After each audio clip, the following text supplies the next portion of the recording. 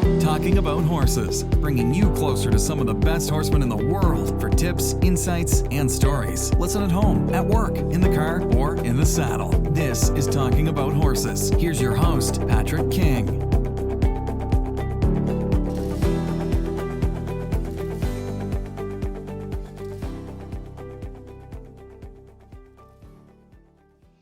Hey there, gang. Patrick King here, and I want to thank you for tuning in for episode number 44 of Talking About Horses. Today, I'm pleased to be joined by my friend Warwick Schiller. A lifelong equestrian of varying disciplines, Warwick Schiller moved from his home country of Australia in his 20s to the United States in order to pursue his dream of training horses. He focused on his competitive efforts on reining, eventually becoming an NRHA Reserve World Champion, and also representing Australia at the 2010 and 2018 World Equestrian Games. His love of storytelling, combined with the thousands of hours spent among the best horse trainers, a wide variety of horses, and horse owners and trainers, has helped him to build a well-earned reputation for being among the top professional horsemen himself. His positive support of his followers is ever apparent in his willingness to engage with people online and in person, and his candid sharing of his own development process, both in his horsemanship and in his personal life, makes him one of my favorite people. Warwick, thank you so much for joining me for an episode here of Talking About Horses. Good to see you again, Patrick. It's been a while. It has been a while. And this is our first time doing this on Zoom. So what's it been? Was it, I think, about 2 years ago that you joined me for one of my first podcast episodes here? Yeah, it's supposed to be an hour long, and I think the podcast was 2 hours, and we talked for another hour after that. I think we talked exactly. And it was midnight here on the West Coast, so I have no idea what time it was where you were. Right. Yeah, it was late, but it was fun. You had to leave and go somewhere the next day, I think. You had to get up early and go to the airport or something. Something like that. Yeah. Always something going on, huh? So in these times that we're in right now, I guess first question I want to ask for you is how are you faring with this whole pandemic idea, with this whole COVID-19? How are you holding up? You know, it's pretty much business as usual for me, because when I'm home, I'm a bit of a hermit anyway. So it's not a whole lot different, except it's just a longer time being at home. Yeah, absolutely. Yeah, it's been a transition for the whole world, I guess, the whole time being home stuff. So yeah, like I said, it hasn't been a lot different for me, except I usually when I'm home, I might be home for 10 days or something or other, and there's things I've got to do around here that I think, I don't have time to do it, so I don't even start. Yeah. And it's not that I don't have the time to do it. I just, I kind of think, well, I'm only home for a short time and I won't get started on that. And then I don't end up doing it. Whereas I have the time, I just don't, perceive I have the time. Whereas now I've got no excuse. So needless to say, we're getting a lot of stuff done around here. Good. That's fantastic. Yeah, it's been very different for me, because usually my life is spent 100% on the road, or nearly 100% on the road. So I think this has been the longest time I've been home for, oh gosh, I've gotten to the point where I've called Portugal home, because I sit there longer than I sit anywhere else. It's probably the longest I've been home for more than 20 years, to be honest. Really? Yeah, sitting in one spot and not going anywhere. Yeah. So how has it been for you? Well, it's been good. It's been great. I've been talking with Lisa, my fiance. We've been talking back and forth about maybe changing my schedule anyway in the next year or two, to spend more time at home and do some, maybe a stint of traveling for clinics for a month or two, and then home for a month or two to develop some horses and that sort of thing. And this is kind of, the universe sort of pushed us for a trial run on that, I guess. Yeah. Funnily enough, I had a phone call the other night from a very famous horseman. I don't need to mention his name, but he's a very famous horseman that does a lot of clinics. And he was saying, this is kind of like a bit of a wake-up call. Like he said, I've been wanting to spend more time at home, and I just felt like I haven't had the time to spend more time at home, and now I have to, he said. And so he's kind of looking at maybe doing things a bit different. And I think, they say, from what I read, that a lot of people that are working from home now either they've realized they can work from home or their employees realized that they can work from home and it still works. So, I Yeah. think after this is all over, the world will probably be a little bit of a different place than it has been. Yeah, I think you're right. It gives the whole world kind of the collective deep breath, the chance to sit back and think about or reevaluate what's going on, what we value, what we really want to do. Yeah, I actually, I look at the whole thing. I mean, it's not a great situation. I look at the whole thing as at least look at the positives in it. And I think a lot of people have kind of, I don't know, reevaluated their lives a little bit and thought Yeah. about what's really important and what's not, Exactly. Yeah. Yeah. It's a change for a lot of people, but I think in the long run, potentially a change for the better. So, uh, yeah. That said, I am looking forward to all of this being over with, so that we can change our lives because we want to, not because we have to, right? Right. Yeah. Most So certainly. yeah. But okay. Anyway, so what have you been up to? What's some new stuff going on? I've seen some videos going out that connecting with your horse during Corona from Weaver Leather. I see just a bunch of new projects that look like they've been rolling out from you. It must be good having Tyler home for help with that, huh? Yeah. So my son, Tyler, he graduated with a degree in business administration last year. And so he came home and joined us, I guess, in June. And so it was actually cool. The first probably 6 months he was home, we just traveled everywhere. We were all over the place. We spent a couple of weeks in England. I was doing clinics and he came along there, and then we came home for a while, and then we were about 10 days in Holland. Okay. And then we flew from Holland to Morocco, or in Morocco for a week. And then we came home, then we went to New Zealand for 2 weeks for Horse Expo and some clinics. So yeah, it was really cool getting to spend that much time with him after he'd been away at college for 4 years. So it was cool. Yeah, cool, very cool.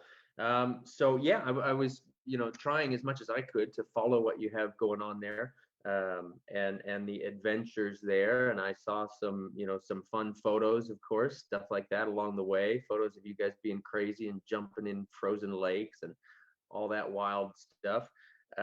And this deal about what was this, Mongolia, riding the camels in Mongolia? Yeah, we went to Mongolia for, I guess we're there for about 15, 16 days, but we rode camels across the Gobi Desert, 300 kilometers across the Gobi Desert, following part of the old Silk Road that Okay. Marco Polo went on. And yeah, it was absolutely amazing experience. Yeah, very cool. What spurred that? You just woke up one day and said, I think we're gonna do this. What the hell? No, the girl that actually organized it. So there's a girl from New Zealand. Where's this book here? There's a girl from New Zealand named Chloe Phillips Harris. Okay. And I met her at a horse expo in New Zealand about 6 years ago. She was volunteering at the time for it's not a horse rescue, but they go to third world countries that use horses for agricultural equipment, basically, and help them with better management practices. Like she'd go to India quite a bit, and they'd have like horses with pack saws on them about that deep and all sorts of stuff like that. But anyway, that's where I first met her, and she's an adventurer.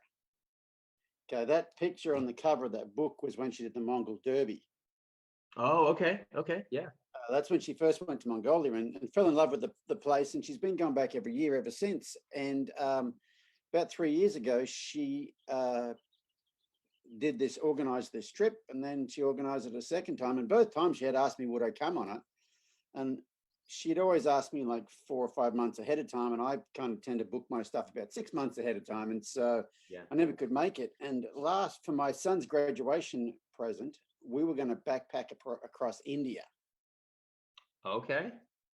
We were going to, ride on the tops of trains or whatever it is you do in India, like not have the paid vacation in India, like stay at nice places, like, but backpack basically. And my son, he changed universities after 2 years and lost a lot of credits, so he had to do a lot of catching up the last 2 years because he changed majors. and he January, I guess last year, he did a what do they call it? We go overseas and take a semester of something in 2 weeks. What do they call it? I forget what they call it. But anyway, he went to Hong Kong and took a supply chain management course, so he could graduate in time. And when they were there, they went over into mainland China and went to some of those big factories and stuff. Mm. And he came back from that and he goes, you know what? I'm not sure I want to go to an industrialized third world country.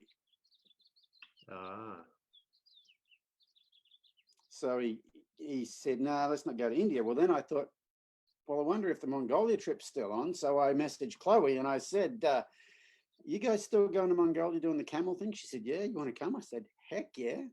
Yeah. And so that's how we ended up doing the camel thing. But yeah, it was a pretty amazing trip. That's cool. Yeah, it looked like an amazing trip. I love the little video clips and all the photos that you were sharing. That was super fun to kind of bring everybody along a little bit on that. Yeah, what was cool about that was, I've traveled a bit. I think I've been to maybe 26 countries, something like that. And I've got some stories to tell. And so when we were on that camel trip, it was 700 kilometers from Ulaanbaatar, which is the capital of Mongolia, out to where we're going to ride the camels. So we spent a whole 12 hours crammed up in the back of this van with all these people driving out there. And we started telling stories, because there was 13 people on the trip. We started telling stories on the way out there. And after a while, Tyler and I just shut up because our stories were nothing. Yeah. Compared to these other people. Like they were full on adventurers. One of them had been a baby gorilla nurse in the Congo. One had been a orangutan nurse somewhere else. One had lived with the Taliban, a female, actually. She's a vet from England. She'd been to 77 countries, I think. Wow. Been through some war-torn countries. It was amazing. We had a photographer on the trip. So he comes along and, in the support vehicle, he'll go up ahead and take pictures of us approaching. Oh, okay. We get really good pictures, but he was a photojournalist and he'd actually been mortar attacked on maybe the Iraqi border. Oh, wow. So we had some pretty interesting traveling companions. So yeah, it was very cool. They're all adventurers of some sort. So yeah, it's pretty cool.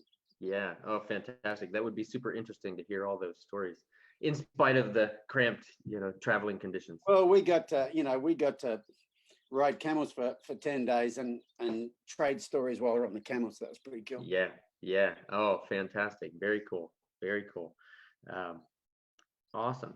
So let's talk, if you will. I've seen a little bit. Again, I mentioned these connecting with your horse during Corona videos that you've done. Tell me a little bit about those. Well, for a while now, I've been, for a long time, I trained and showed reining horses and also solved a lot of problem horses, stuff like that. I haven't been training horses for the public for 5 years now, maybe.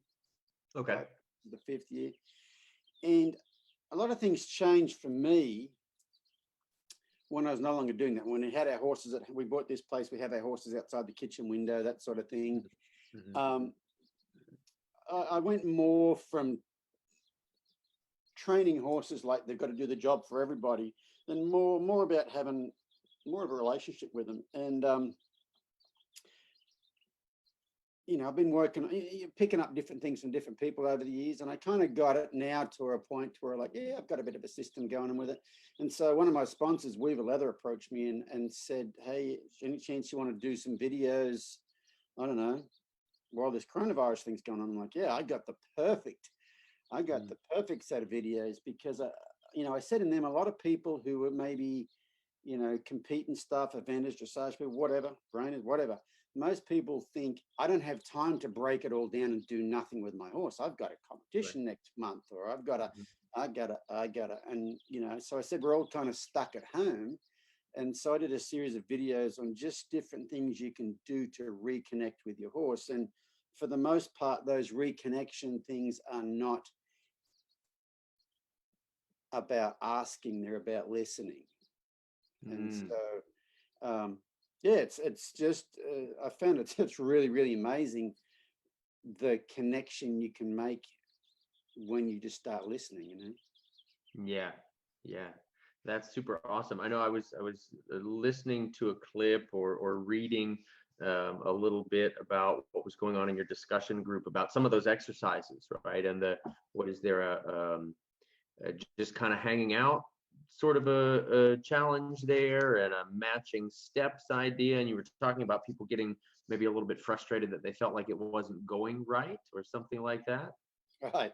And yeah, that's the hard thing about, I think, about all those things is expectation, having an expectation of something happening. And I know if you do it well enough for long enough, something will happen, but you're not making it happen. You're not asking for anything. And I think, you know, some people really kind of struggle with it, with that, you know what I mean? Yeah, for sure. That kind of reminds me, and as I was reading that or listening to it, I don't remember how that was, but I remember thinking back whenever I was starting to film my online course, there was some things that come up just reading about other people's experiences starting courses and being part of courses and things like that. And there was a quote that just kind of stuck with me, and it said that, you know, this person was struggling when they were focused on getting through a course, but they stopped struggling when they started being in the course, you know, focusing on being in it instead of getting through it.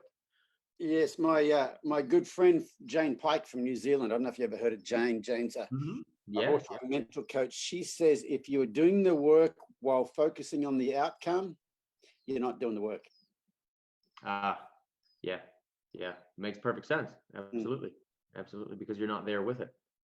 Right. Yeah, you're thinking about you know, you're more result orientated than process oriented, you know. Right. And it can be challenging for a lot of us, you know, like you said, especially when folks are training for the show. They want to do the thing. They've got the pattern, they've got the test, they've got the performance, they've got those things. So they're what they're doing is for that end result, you know, but you can get lost in the end result rather than being in the process. Yeah, you know, and with this reconnecting stuff, I mean, you're trying to reconnect. So the horse is going to connect with you at some point in time. So you've got that expectation, like he's going to come over here, he's going to sniff me, he's going to lay down, he's going to go to sleep, he's going to follow me around, and all those things will happen. But they happen when they happen. You know, they don't happen because you make them happen, and that's the hard thing. Is just allowing that to happen instead of making it happen. You know. Right. No, that makes perfect sense. And so, yeah, so the first exercise in those things was just do nothing. Just go out in the pasture and just sit, drink your cup of coffee. You know, if you do a meditation, go out there, do your meditation, go out there, read a book, you know. That was like the very, very first one. Okay. You know, and so that's not even, you don't even have to be present to do that. You can be daydreaming about whatever. Just go out there and do nothing. The next kind of part of that was go out there and be present. You know, go out there and actually, you know, like listen to the birds, look at the clouds, look at the hills, look at the grass, you know, be aware of your body sensations, maybe do some sort of a body scan meditation, something like that. That was the first kind of exercise. And the second one was kind of going out and matching steps with them. Okay. And I think the matching steps with them is just letting them know that you know, it's like that whole old Ray Hunt saying, they know when you know and they know when you don't. It's just, I've really found that matching steps with them gets a connection there. They become aware that you're aware of what they're doing. Yeah. You know, that for a long time, that Ray Hunt saying they know when you know and they know when you don't, I always thought it meant they know when you know what you're doing and they know when you don't know what you're doing. That's the way I was looking at the world at the time. That was the lens I viewed through everything, was like a training lens, like I know what I'm talking about and that guy does it and the horse can tell, you know. Right. And then a couple of years ago, I read an article by someone, and I thought it was Joe Walter, but I asked Joe last year, and it wasn't him, so I don't know who it was. But whoever it was spent quite a bit of time around Ray Hunt, and they said in this article that you need to be aware of what your horse's ears are doing, what his eyes are doing, what his muzzle's doing, what his nostrils are doing, what his back's doing, what his breathing's doing, what his tail's doing, what his feet are doing. Are they square? Are they splayed? That sort of thing. You need to be aware of all that stuff because they know when you know, and then they know when you don't. And so they basically just know when you are present and when you aren't. And I've come up with my whole take on this whole thing is I really starting to believe, because for the most part, you're trying to get relaxation first and everything builds on the ability to get them to relax. And doing a lot, you do a lot of clinics and lessons, and I've been struggling for years because it's almost like some people you can help and some people you can't. All right, not you, but some people they could help, some people they couldn't. And I kind of realize what it is now. But what I've been talking about for a while now is I think your horse's sense of safety with a herd doesn't rely on the physicality of the herd. It's not like there's some young studs in the herd that do push-ups and do martial arts, and if I hang with the herd and the bad guy comes along, they'll beat him up. It's the group awareness of the herd. It's the ability for the herd members to be part of your lookout. When you're on your own, you've got to look at, and it seems to be the more I can help people just be present around their horses, that seems to be the biggest key to helping the horses relax, is just be another herd member. It's kind of, I'm listening to a book right now by Deepak Chopra called Meta-Human. Okay, yeah, I've heard of it. Talks about meta being beyond. Okay. Fascinating book if you want to listen to that one. But it's almost like this stuff's almost like meta training, like beyond training. Like a lot of the stuff I'm working on these days it's not asking for anything. And it seems like when you do get to asking for stuff, it works so much better, So these days I'm really big on trying to get that connection first. And so helping a lot of people, it's about creating that connection first. It's almost like doing clinics these days. If there's no connection, that's all I want to work on, because I found the training's the easy part. Absolutely. Well, they've got to be receptive, right? They've got to be, like you talk about, the feeling comfortable in the herd and the relaxation. If you don't have that, they're not going to be receptive to anything else. Yeah. And the other thing I've really gotten into these days is polyvagal theory. You ever heard of polyvagal theory? I have, but that's just about it. It's just hearing the name.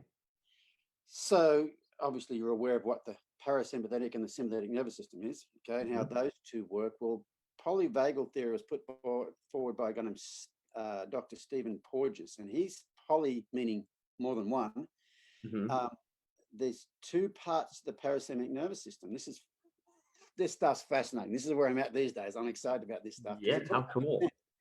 So there's the dorsal vagal complex and the ventral vagal complex.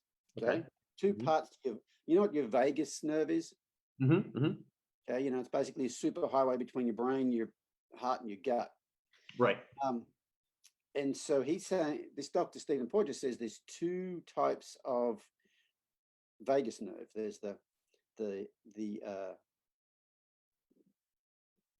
dorsal vagal complex and the ventral vagal complex. So what the dorsal one is responsible for immobility. Okay. Standing still or laying down or whatever.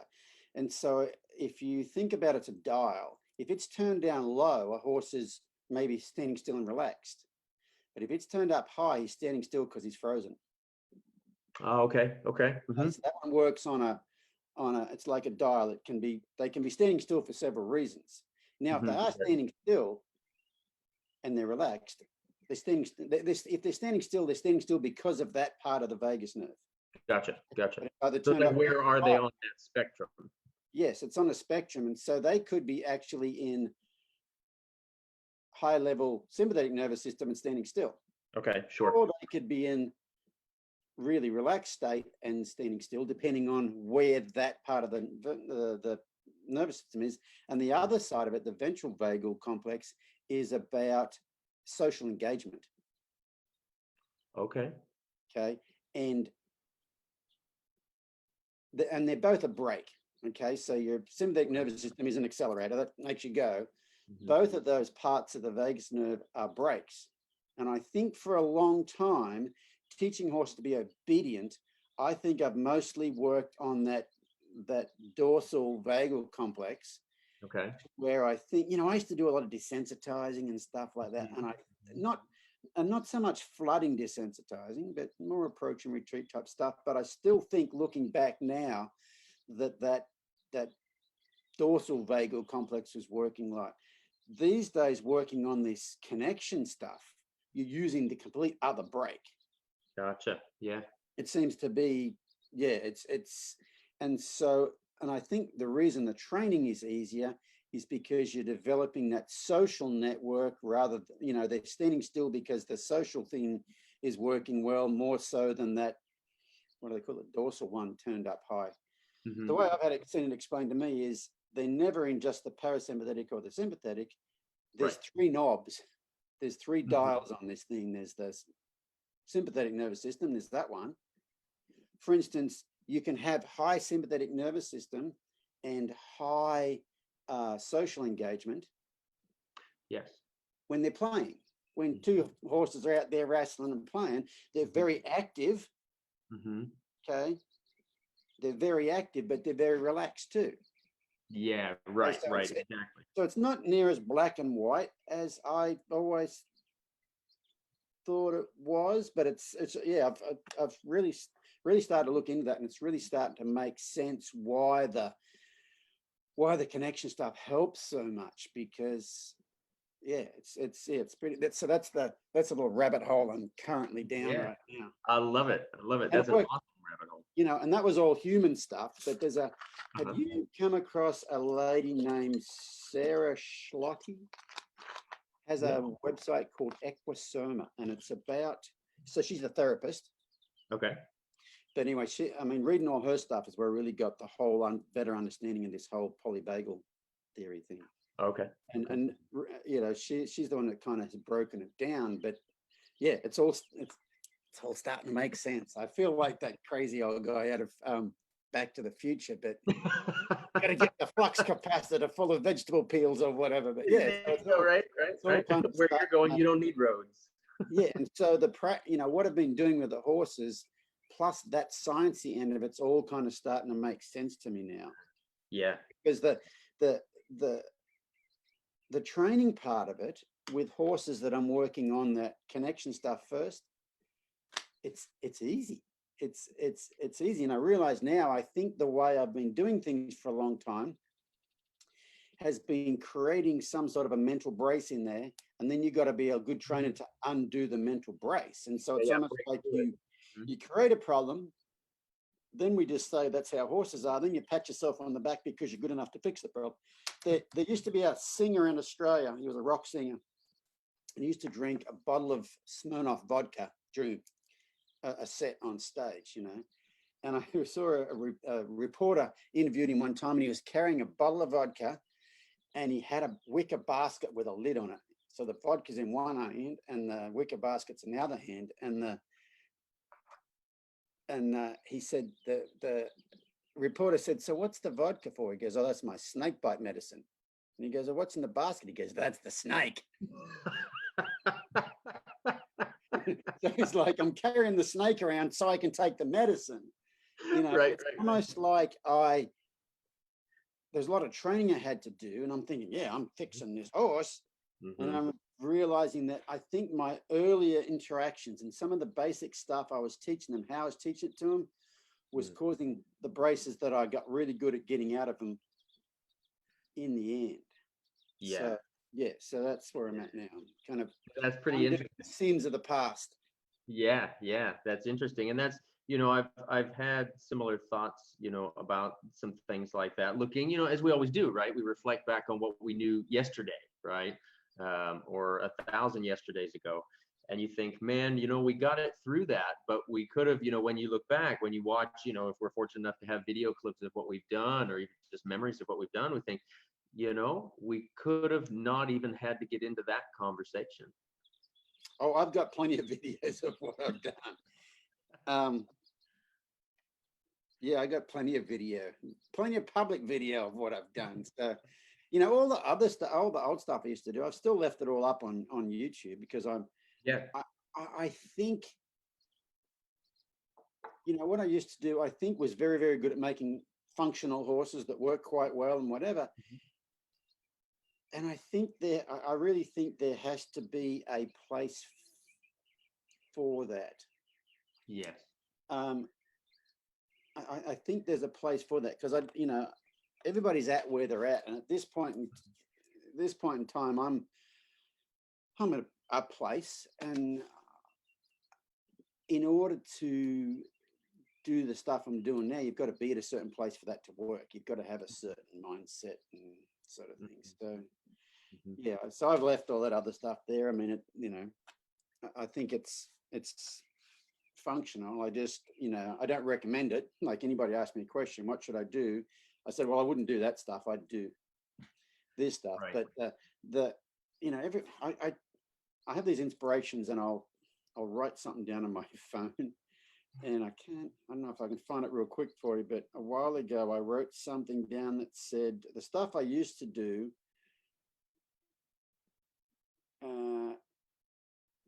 I think it was the stuff I used to do, you have to change what you do in order for it to work. This new stuff, you have to change who you are in order for it to work. Oh, nice. I like that. Yeah.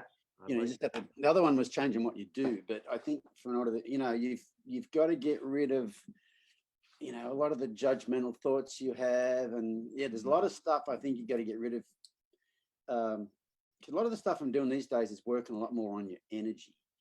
Yeah. And there wasn't, I think training horses for the public, where someone sends you a horse, you've got to train, you're going to give it back to them, and they can get on it and it works perfectly well.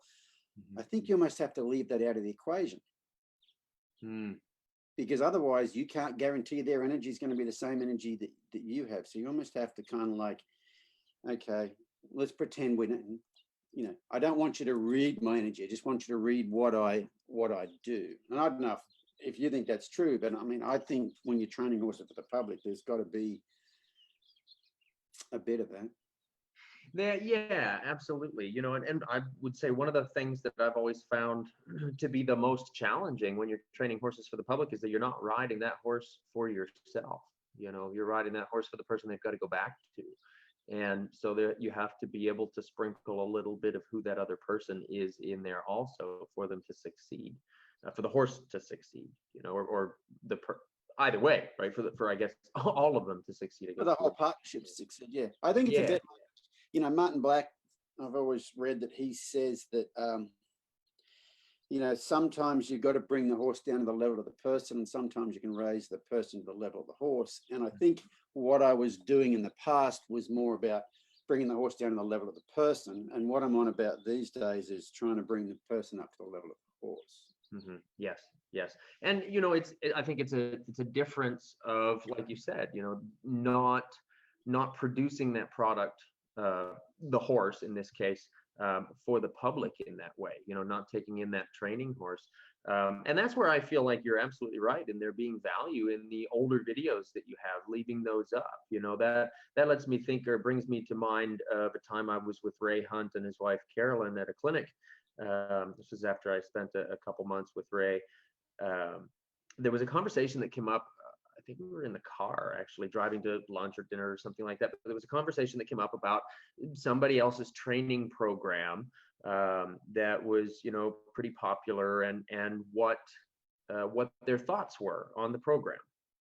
And Carolyn said it in a really great way that I found a lot of value in. And she said, folks get so far in that program, and this could be related to whatever program, right? But folks get so far along in that program until they realize that there's something a lot more to learn, or until they find that there's something a lot deeper, and then they deviate, And I feel like that's a lot of what you're talking about there with leaving up those old videos. Are they helping? Yeah, they're probably helping a lot of people still. And then when they're ready, then they can go on to that other place, you know.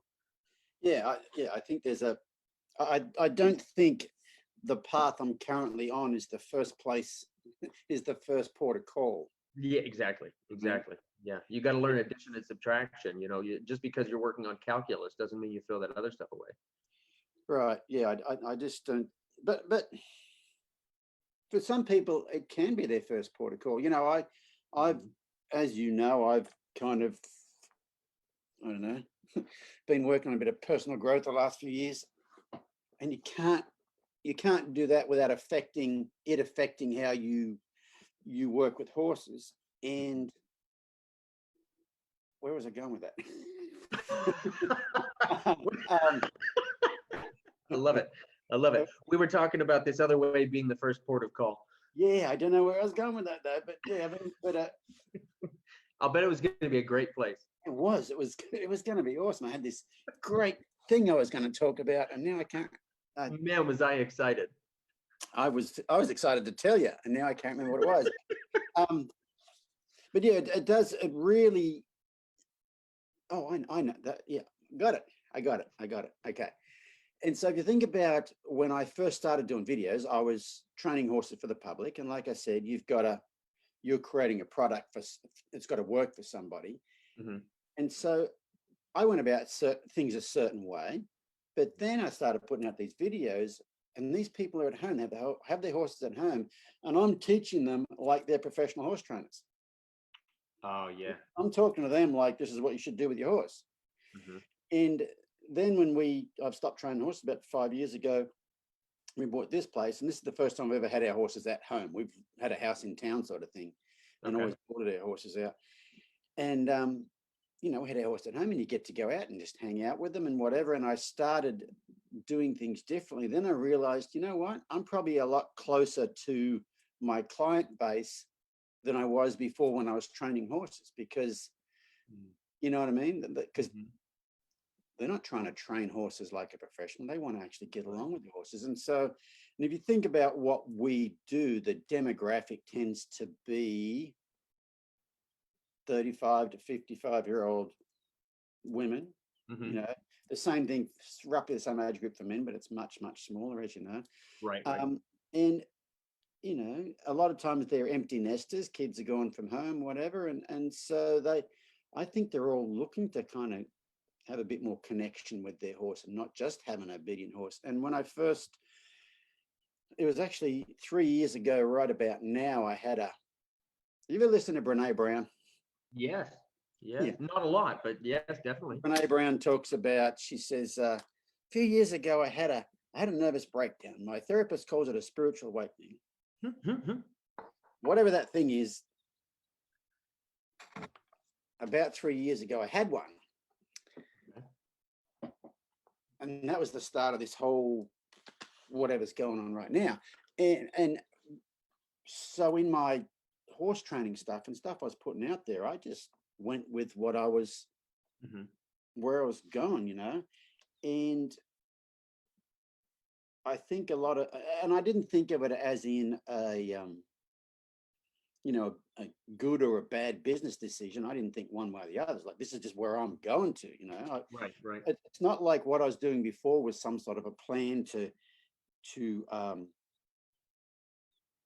it wasn't like I wasn't being authentic before. That's just where I was at. Well, when I changed what I was doing, I didn't even think of going, well, I can't tell anybody I'm changing. I just went with what I was doing. And funnily enough, more people were attracted to the path I went down than what I was doing before. But at no point in time did I think,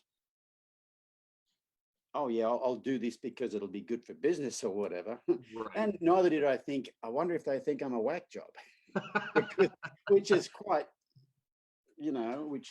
possible. But I didn't look at it one way or the other. It's just, I just went with what I was going with, you know? Yeah. You were just being authentic. Yeah. Well, yeah, just going with whatever I was doing, you know? Yeah. You know, probably the hard decision was when I stopped training horses, was the what will they think? They being other horse trainers, peers, what will they think? He's not good enough to do this, so he's going to do something else, or all that BS that goes through your head. You know what I mean? Right. All the stuff, the worry about the collective they, right? Yeah, the collective they, and what will they think? And I think that was probably maybe not the biggest challenge, but that was probably something I thought about a bit at the time. And now that's all just thrown to the wind, yeah? And better because of it. Oh yeah. Yeah, the things you learn along the way, isn't it? Like one of life's great lessons is what other people think of you is none of your business, and that is such a hard lesson. Yeah. Such a hard lesson to learn. Yeah, for sure. And everything changes once you do. Yeah, but it's almost like the more people who know who you are, if you're in the public eye a little bit, that can actually be a lot harder. Yeah. I mean, yeah. It's like There's if you more of that pressure. Yeah, if you take a little selfie video here for, say Lisa, you're going to send Lisa video. There's a perceived amount of pressure on this video because of who's on the other end. If it's one person, there's not much pressure. If you've ever been interviewed for the local news, that camera pointing at you puts a perceived amount of pressure. You've ever been interviewed for the national news or something or other, that camera pointing you, it's a different amount of pressure. It's just a camera pointing at you, but your perception of what's going on, it's just imagined pressure, but it's still there. Yeah. And now you're talking about that dorsal vagal nerve again, right? Yes. Awesome. Very cool. So where, we talk about this self-development and what we're playing with on the path to that. And that's what I've always shared with folks is one of my favorite things about you is how open you are about that self-development, whether it's, personal self or horsemanship self. And as I alluded to earlier, kind of watching the Wim Hof stuff, the jumping in the frozen lakes and the being crazy like that. What are some of the things that you're working on right now? What are some of the things that you're thinking about? What kind of guides you through your day with that stuff? Well, I'll talk a bit about that Wim Hof stuff. So I don't know. I've been taking cold showers for January last year. I started. Have you started on the cold showers yet? I did a bit of that to begin with, and I realized I'm a princess and I really like warm water. Me too. But that whole cold shower thing, it's like I started, like I said, 12 months ago, more than 12 months ago. It was January last year. And I was lucky. I was in Australia in January when I started. So it's 110 degrees every day. So it wasn't that hard. And then I came back here and it was winter. California winter, not your winters, but the water's a lot colder. And so, but the thing about the cold showers is, they say you should, to grow, you should do something every day that scares you a little bit. Yeah. Have you ever jumped out of a plane or bungee jumped? No, sir. Okay. And how would you feel about doing either of those two? I'm going to stay grounded. Okay. So your body would reject it quite a bit, wouldn't it? Yes. Kind of step off the edge or out of the plane, your body would be going, no, and you'd have to overcome that. Right, yeah. Well, it's the same thing with the cold water. Your body rejects you turning it down just as much as it does jumping out of a plane, bungee jumping or whatever. So every day you just get to have that little conversation with yourself. I could skip today. No, I want. Okay. And that's what I like about it. Well, there's that part. You have that little yes, no, and then you overcome that every day. But the other part of, and this is what's great about it for horses, is if you reject it, like if you fight the cold, it's cold. Okay? Yes. So it's a real lesson in acceptance. And you just, a lot of it's to do with your breathing too, but it's a lesson in acceptance. And it's so good because it doesn't just work with cold water, it works with horses. If your horse is having a bad day, you just get to accept he's having a bad day and you don't get all bent out of shape about it. So yeah, I mean, I've never really been out of shape about horses having a bad day, but yeah, the cold showers it's very, very, very good for those two things, that Yeah. pushing yourself every day. We actually bought a chest freezer a while ago.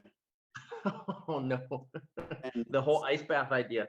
yeah, I'd had a few ice baths, and so I thought, well, I want to be able to do this every day. So we bought a chest freezer a while ago, and there's a whole protocol you got to go through to outfit a chest freezer so it works with water. You know, one of the things you got to chuck underneath, because the weight of the water will make the bottom sag and it'll split open, and the sides sure.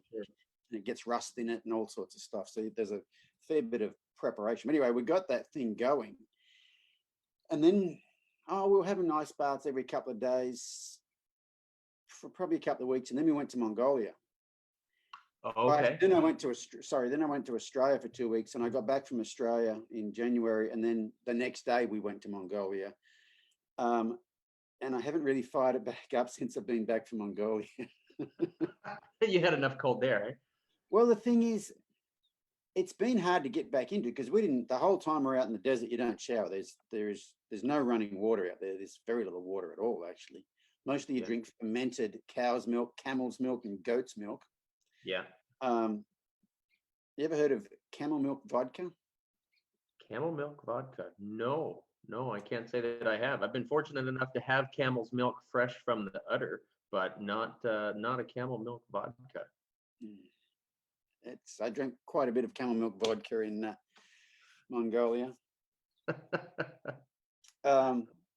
Yeah, so we got back from there, and I think I stayed away from the cold showers for a little while, just because it was hard to get started again. Sure. And it's a bit like training horses. I had a bit of time off, and instead of going back to the start, because how I got into the cold showers was you'd have a hot shower, then you just turn it down to lukish warm for 30 seconds before you get out. And then you get to where you turn it down a little bit more every day until you can turn it all the way to cold. Well, I came back from Mongolia, hadn't been showering, and then went to try to go back where I'd started, and I didn't like it. And then I stopped doing it for a while. And then I'm like, okay, what would I do if this cold shower was a horse? Right. I would go back and retrain it from the very beginning. And so now I'm back to actually enjoying them again. For a while, a month or so, it was like they sucked. Yeah. Yeah. Well, and I kind of went through that. I was doing it a little bit a few years ago. I think by the sound of it, about the same time you were starting up with it. So must have been something in the universe connecting paths that way. But I was doing that, and yeah. So you said it was January. You were in Australia, so it was summer, so it was easy. I was doing it in the winter here, which I actually found really beneficial.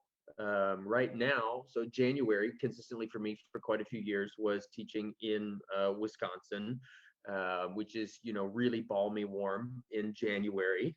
Yeah, I bet. Like -40 kind of weather. But what I've found is that in the winter, I will do more of the cold shower idea for up to a couple minutes, and it makes my day in the cold much more bearable if I've started it with that cold shower. Yep. And then I just decided, just like you were talking about, once I got away from it, it was like, okay, yep, nope, not getting back to that. That just kind of sucks. It does, but like I said, I'm back to actually enjoying it now. I don't have to have such a big conversation to I can just crank it back down to cold, and I'm good, Yeah. Well, and it's we've got a question just came in from Kathleen. Can somebody explain why we would want to do cold showers? And there's a lot of science behind it, not only the psychological side of pushing yourself like we're talking about, but there's a lot of science behind why it's actually really good for your body on an internal level. Yeah, one of the other reasons I started doing it is because I have found out in the last couple of years that I have for a long time suffered from a form of depression, and so they use cold showers to help with that. And I'm in my head a lot. Yeah. And you can't be in your head when you're having a cold shower. You are very aware that you are in a cold shower. You are very, That's very a mindfulness experience right there, isn't it? mindfulness experience right there. That's very true. And That's so very that's actually the reason I started doing it, was Okay. about the depression stuff. But then I found that all the other stuff, like you get to have that argument with yourself every day to turn that thing down. And I had a cold shower every day for a year without missing one. And Really? it's a bit like they say in AA for alcoholics. You don't have to not drink for the rest of your life. You just have to not drink today. Oh, yeah. It was like, you don't have to take a cold shower for the rest of your life, but you have to take one today. Yeah. Just Yeah. day after day after day. But I didn't miss one for a year. But every once in a while I'd be like, why bother today? But then I'm like, yeah, but then I'm back to one. Right. You know, back to, that's one day in a row. That's 2 days in a row. And I really didn't want to miss my. Right. You didn't want to reset the tracker. Yeah, I didn't really want to reset that. But then I've had to start again since my return from Mongolia. So anyway. Yeah. But I'm on the straight now. So Kathleen, that's how I started out. That's why I started out doing it. So Yeah. Perfect. Oh, that's very cool. That's very cool. So okay, let's jump over then. We've been talking about the parallels of these things. You mentioned earlier about focusing on the relaxation, talking about horses laying down. That's something that I've seen lots of photos, lots of videos, lots of people talking about their horses laying down in clinics with you recently. And I'm guessing it's probably not because they're being worked into exhaustion. So what's going on with that? I think the ones that lay down don't lay down much at home. Okay. I think they, even though they might seem quiet or whatever, I think they might have a very high dorsal vagal thing going on, which means they're kind of shut down. But, horses need about half an hour of REM sleep a day to stay normal, and they've got to lay down to do that. They can't get that REM sleep standing up. And I think these horses laying down at clinics, for them, like you said, they're not being worked into the ground. For the most part, we're not doing anything. Usually, I think what's happened is the person, their owner, has never really been present around them. I think that's it. I mean, there's a lot of them at clinics that just lay down, and people say he's never laid down. I've never seen him lay down before. He's never laid down around me, and it's not every horse, but it's almost seems like the ones that do it are the ones that have made the biggest mental change at the clinic. And usually the biggest mental change is having the owners just be present, just to be and not expect anything, not having the expectations, not trying to do anything, basically just communicating how present they are, how aware they are. So a lot of the stuff I've been doing is trying to get people to be better at that. To be being present, being in their own bodies. It's amazing, but it's not, we're not trying to get them to lay down, and it's not the point of the whole thing. It's just a lot of them do it. Yeah, it's the byproduct of finally being able to let down that completely.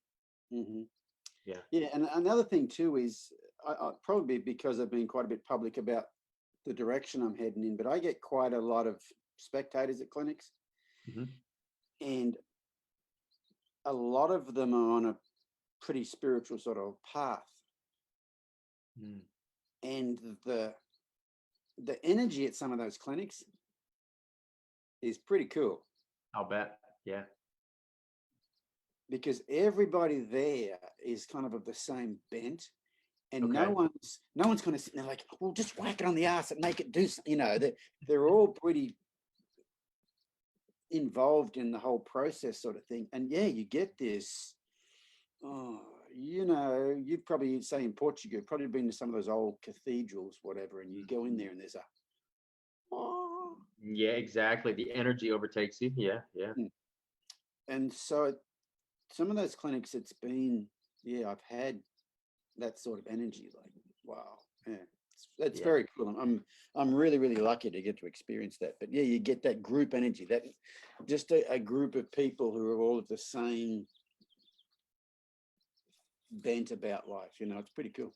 Yeah, yeah. How cool. And there's a whole different feeling, I think, in clinics like that, as to where the learning goes and how the experience goes, and I feel like with that, maybe I'm wrong, but I feel like you can't recreate that on purpose, that just falls No. in line really well like that sometimes. Yeah, sometimes you have some pretty magic moments, and you couldn't, if you didn't video it, you can't set it back up and redo it. Yeah, exactly. Exactly. I found that the atmosphere at a clinic feels, the energy feels totally different than it does, say, to demo at a horse expo. Yes, very Because much at a horse so. expo, people might wander along like, oh, who the hell is this guy? Mm-hmm. And then they're sitting there and their energy's kind of like, well, come on, isn't he going to do something? Boy, he talks a lot. Boy, he really talks a lot. Am I going to say, like, is this horse going to buck or what? Like, I'm not, what's going, Yep. so Yep. that you tend to have that, you can have that sort of energy at horse expos. I have found that as time goes on, I'm getting less and less of that. I did a horse expo last year in somewhere in your neck of the woods. I can't remember what state it is. I can't remember what city it was. But it was back in your neck of the woods somewhere. And some of Okay. those horse expos, I'm relegated to the back arena, and some of the horse expos you get the Coliseum. And this one, I happen to have the Coliseum at this place. And one day I did an hour and a half talk basically on not training your horse. All the things you can do to create connection Uh-huh. that's not training your horse. Yeah. And I wasn't really paying attention to how many people were in there, but I know that they have a rodeo there at nighttime. And because I wanted tickets to go to the rodeo one night, and I asked them, could I get some tickets? And they said, oh, I think that, we might have one. And I said, well, how many sold out? And they said, oh, the place holds 5,000 people. So I talked for an hour and a half on not training your horse. And at the end of the thing, I kind of looked up and looked around, like, holy cow, this place is half full. Wow. Wow. And there wasn't that full at the start. So people were coming in as I was talking. Mm-hmm, mm-hmm. Yeah. This is in the Midwest. I'd expect in the Midwest, people would be leaving when I start. Right. What is this guy talking about? Not training my horse. I came here to learn how to train my horse. The craziest thing happened afterwards. So I go back to the booth. I'm going to go back to the booth. Anybody got any questions, come back to the booth. So I go back to the booth. There's a line of people. And I was talking a lot about, changing your expectations, and especially a lot about energy and like projecting energy when you want, either pushing or pulling energy when you're getting a horse to move or whatever. Anyway, so the lineup's there, and there's a lot of kind of woo-woo sort of people in the lineup. Like they come up and their questions would be kind of woo-woo. And in the line was this old cowboy looking dude. He looked like John Wayne, big, tall guy, beat up old straw hat, like dirty old Carhartt jacket, and like bib and brace Carhartt overalls on, and he finally gets up to the front. And he says, and we shake hands, and he goes, so Sonny, you were talking about getting a horse out there. You're talking about getting a horse to move with energy. And I'm like, yeah. And he goes, you want to know the best way to get a horse to move off your energy? And I'm thinking, this is going to involve a really big stick. I know it is. Right, a hot shot or... Yeah. And he said, so what you do, hang on, I got to think about what he said. So what you do is you really focus on your root chakra, and you develop a great deal of energy in your root chakra, and then you pull it up into your heart space and you breathe it towards them. You could have knocked me over with a feather. That's crazy. That was not what I was expecting. Right. Oh, amazing. And it's funny. It's almost like everything old is new again, but a lot of the stuff I'm on these days, it's like you talk to really old people who read old stuff, like, oh, it was all there, it's just, it was before we had all this. Yes, exactly. Last year I was doing a clinic in Australia, and there's a guy that showed up on the second day to watch, and he's an old cowboy, wrinkly old cowboy looking fella, and he was watching for 3/4 of the second day. And I'm just imagining he's over there thinking, this guy's an idiot. He just needs to whack the horse on the bum and he'll be, And when the clinic was over, he hung around and I was packing stuff up and he kind of hung around like he wanted to have a chat. So I went over and introduced myself to him. We're chatting there for a bit and he said, and so this guy's got to be maybe 65. And so he said, so when I was he said, you're talking about getting a horse to move with energy, off energy. He says, when I was a young boy, an old stockman that I knew that taught me, he was really old at the time. So when this guy was a young boy, so 55 years ago. So 55 years ago, this guy was old. Yeah, right. Gotcha. Yeah. 53. So like say mid 60s, 1965, this guy's old. Yeah. So if he's old in 1965, he's probably born in the late 1800s. Right. Yeah. Yeah. Okay. And he says, yeah, when I was a boy, I had this old stockman tell me, if you're trying to get a horse to face in Australia, they'll talk about get them to face up to you in the round yard. A lot of times it's cracking them on the ass with a whip or something, And he said, he told me, if you want to get a horse to face up to you, all you got to do is you point your finger at their hind end and you just mentally think. See where I'm going here? You mentally think about all the energy in your body coming out the end of your finger and pointing at their hind end. And he said, if you just stand there and point and think about that long enough, point at their hind end, their head will roll around, they'll point at you.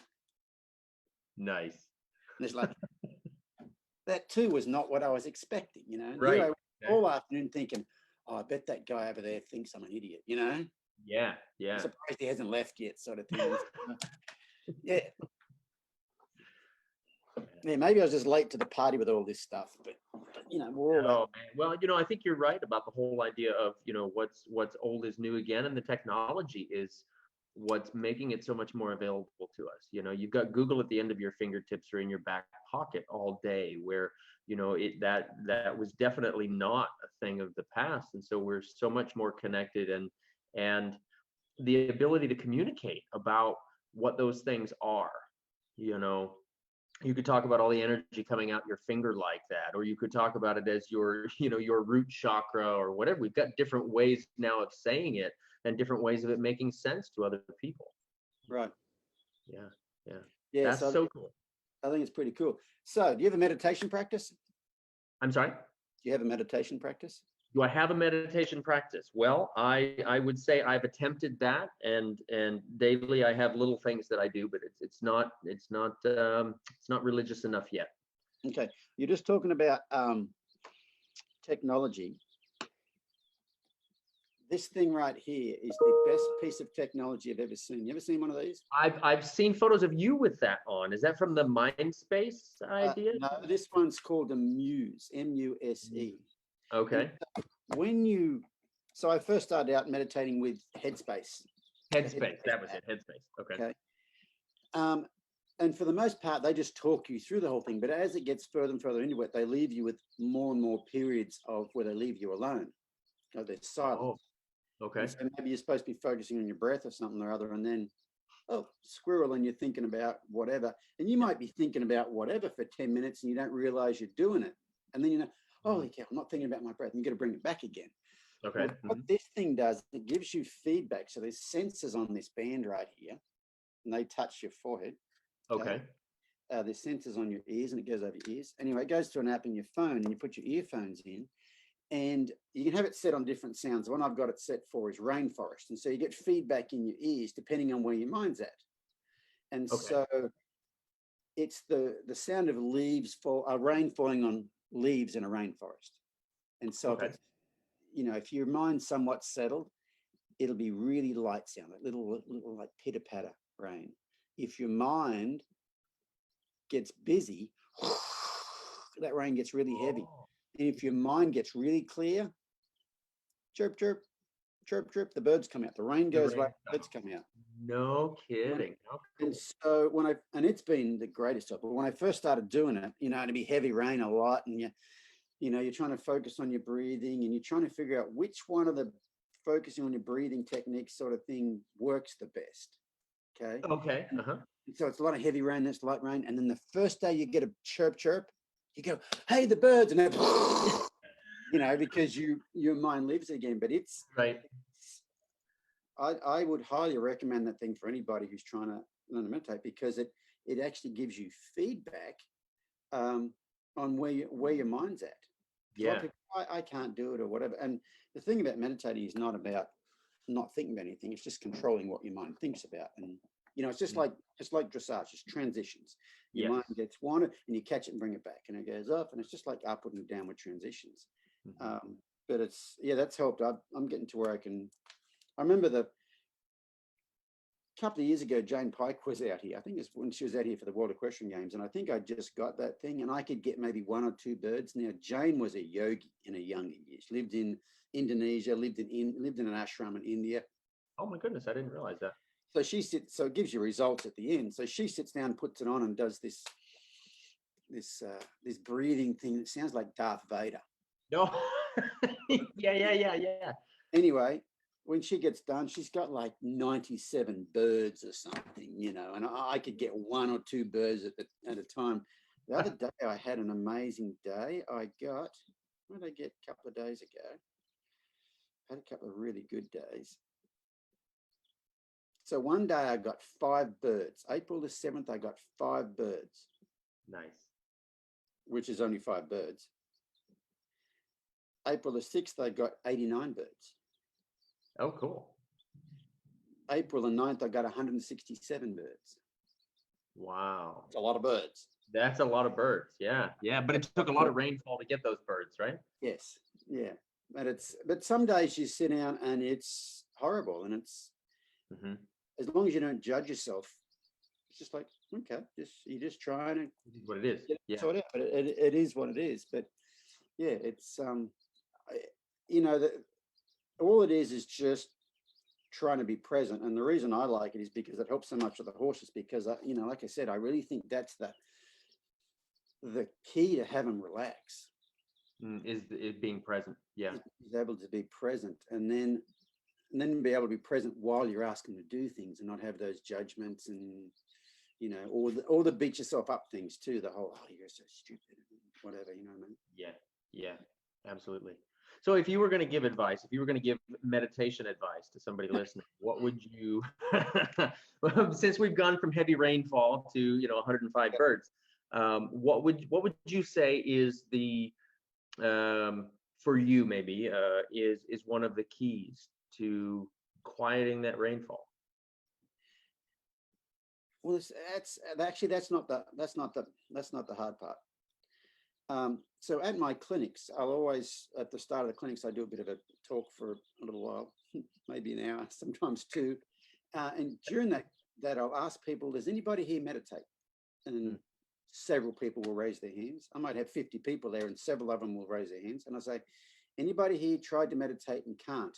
Everybody's hand goes up, or a lot of people's hand goes up, and then I go, why can't you meditate? And I go around and I ask them, oh, why can't you meditate? Oh, because I can't stop my mind from thinking about stuff. Oh, I can't do it. And it's all this judgment stuff. And most of them say, I can't stop my mind from thinking about stuff. Yeah. And at that horse expo I was at, where the old cowboy guy talked about the energy stuff, I had a girl come by the booth, and she said, I said, have you ever tried to meditate? She goes, yeah, I tried, I can't. And I said, and she was getting a little bit teary about it. And I said, come in here and sit down. So I got her in the booth and I had her sit down, and I said, so when you try to meditate, how do you do it? She goes, well, I sit down and I try to get real relaxed, try to quieten my mind and get real relaxed. And I said, well, there's your problem right there. That's the end result of meditating. That's not how you meditate. And I went through it with her, but I talk about it to people at clinics too. I said, so who's ever tried to meditate? And the reason you can't, because you sit down and you're supposed to be focusing on your breathing, and then you find you're thinking about your shopping. And everybody's like, yeah, that's me. And I go, perfect. That's meditating. Yeah, right. That is what it is. You think about your breathing, and you're aware you're thinking about your breathing, and you start thinking about your shopping, and you're not aware you're thinking about your shopping. And I said, the instant you become aware that you're thinking about your shopping, as Eckhart Tolle, he says, when you are aware you're not present, you're present. And I said, exactly. Yeah. All you have to do is go, perfect, and come back to breathing. And I said, think about it as transitions, dressage, transitions. That's a great way to talk about it. I had to do a transition. I suck. No, it's all about transitions. It's about how many transitions can you do? Yeah. That's so if I was going to give anybody, I'm not qualified to give meditation advice, but if I was going to give anybody meditation advice, I think the problem most people have with it is because they beat themselves up. All these people at these clinics say, I've tried to meditate and I can't. And I've been talking a lot about Wayne Dyer's quote, when you change the way you look at things, the things you look at change. And this is one of them, because people say, oh, I tried meditating and I can't. And I go, what happens? They go, well, I'll be thinking about my breathing. And then I realize I'm thinking about my shopping. See, I can't do it. I'm like, but as soon as you know you're thinking about your shopping, you are doing it. And so the outcome's no different, except your self-judgment's different. Instead of you going, I suck, I can't do this, my mind's too busy, you go, hey, I can do this. I am doing it. That's what it is. I became aware. I think it's the same with people with their horses. I think everybody thinks it's a straight line. You start here and you end up there. And you realize, what you got to realize is you get better, then it gets worse, and it gets better and it gets worse. We got a new tattoo last year. This thing. Oh yeah, right. It's called, it's a Buddhist symbol called a unalome. And it's about your path. And initially your path's a bit of a spiral and you go around, then you kind of get going in the direction you want. And then, it loops back. And then you get going in the direction and it loops back. And it loops back. And that's switchbacks. Yeah. That's learning to do anything, but that's how it goes with horses. It gets better, it gets worse. And a lot of people tend to beat themselves up because it got worse. It's like, if you know that's part of the process, instead of beating yourself up, you kind of go, I got it. Exactly. So, yeah. That's something else I've been on about quite a bit lately. It's just people in their self-judgment. I mean, we're our own worst enemy. We beat ourselves up, and that creates an energy in you that your horse feels as well. And especially if your horse does something wrong, instead of you just being able to observe it with no judgment, which would be present energy, you tend to go, oh God, he's doing it wrong and I suck. And now your energy is just, it's not there.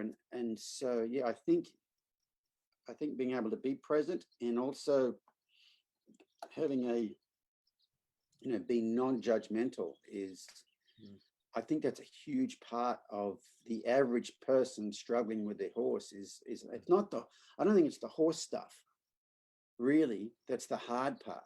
And everybody thinks, oh, I'm not very good with horses or whatever, I can't do this. But a lot of it has to do with the energy you bring to the table, and then your judgment of what happens when you are working with your horse. And, I really learned a lot of stuff from listening to Brene Brown. She talks about the difference between shame and guilt. You ever heard her definition of those? Yes, absolutely. Yeah, that's a video that I've seen a couple times. Yeah. Shame is a focus on self, and guilt is a focus on behavior. So shame is, I am stupid. And guilt is, oh, I did something stupid, but what does that allow you to do? But next time that situation pops up, I won't do that. Yes, exactly. Give yourself, and you can give yourself a plan for next time. But when you have that shame spiral, when you kind of go, oh, I'm so stupid, you start to believe your self-talk. You start to believe you're stupid, and you believe you can't do it. And I think that's the big thing I'm on these days, because I think I'm just getting to the point where I think it's so much beyond your physicality, what you do with the horse physically. You got to get that right. I really think it's the thoughts you think and how that affects you energetically, what energy you bring to the table. I've had, like I said earlier on, for years I've struggled with some people. I just can't help them. Yeah. You can get them to do the physical thing right, and maybe you should get a cat. That sort of thing. Not that I've ever said that, but you kind of think, oh, you're hard to help. Well, now I know why they're hard to help. It's because of all that. Usually those people have a lot of, inner chatter that's very self-deprecating, and they have a hard time being present, sometimes because of that inner chatter and stuff. And so at clinics these days, I spend quite a bit of time talking about that sort of stuff, because I think it's the hugest part of the equation. Yeah.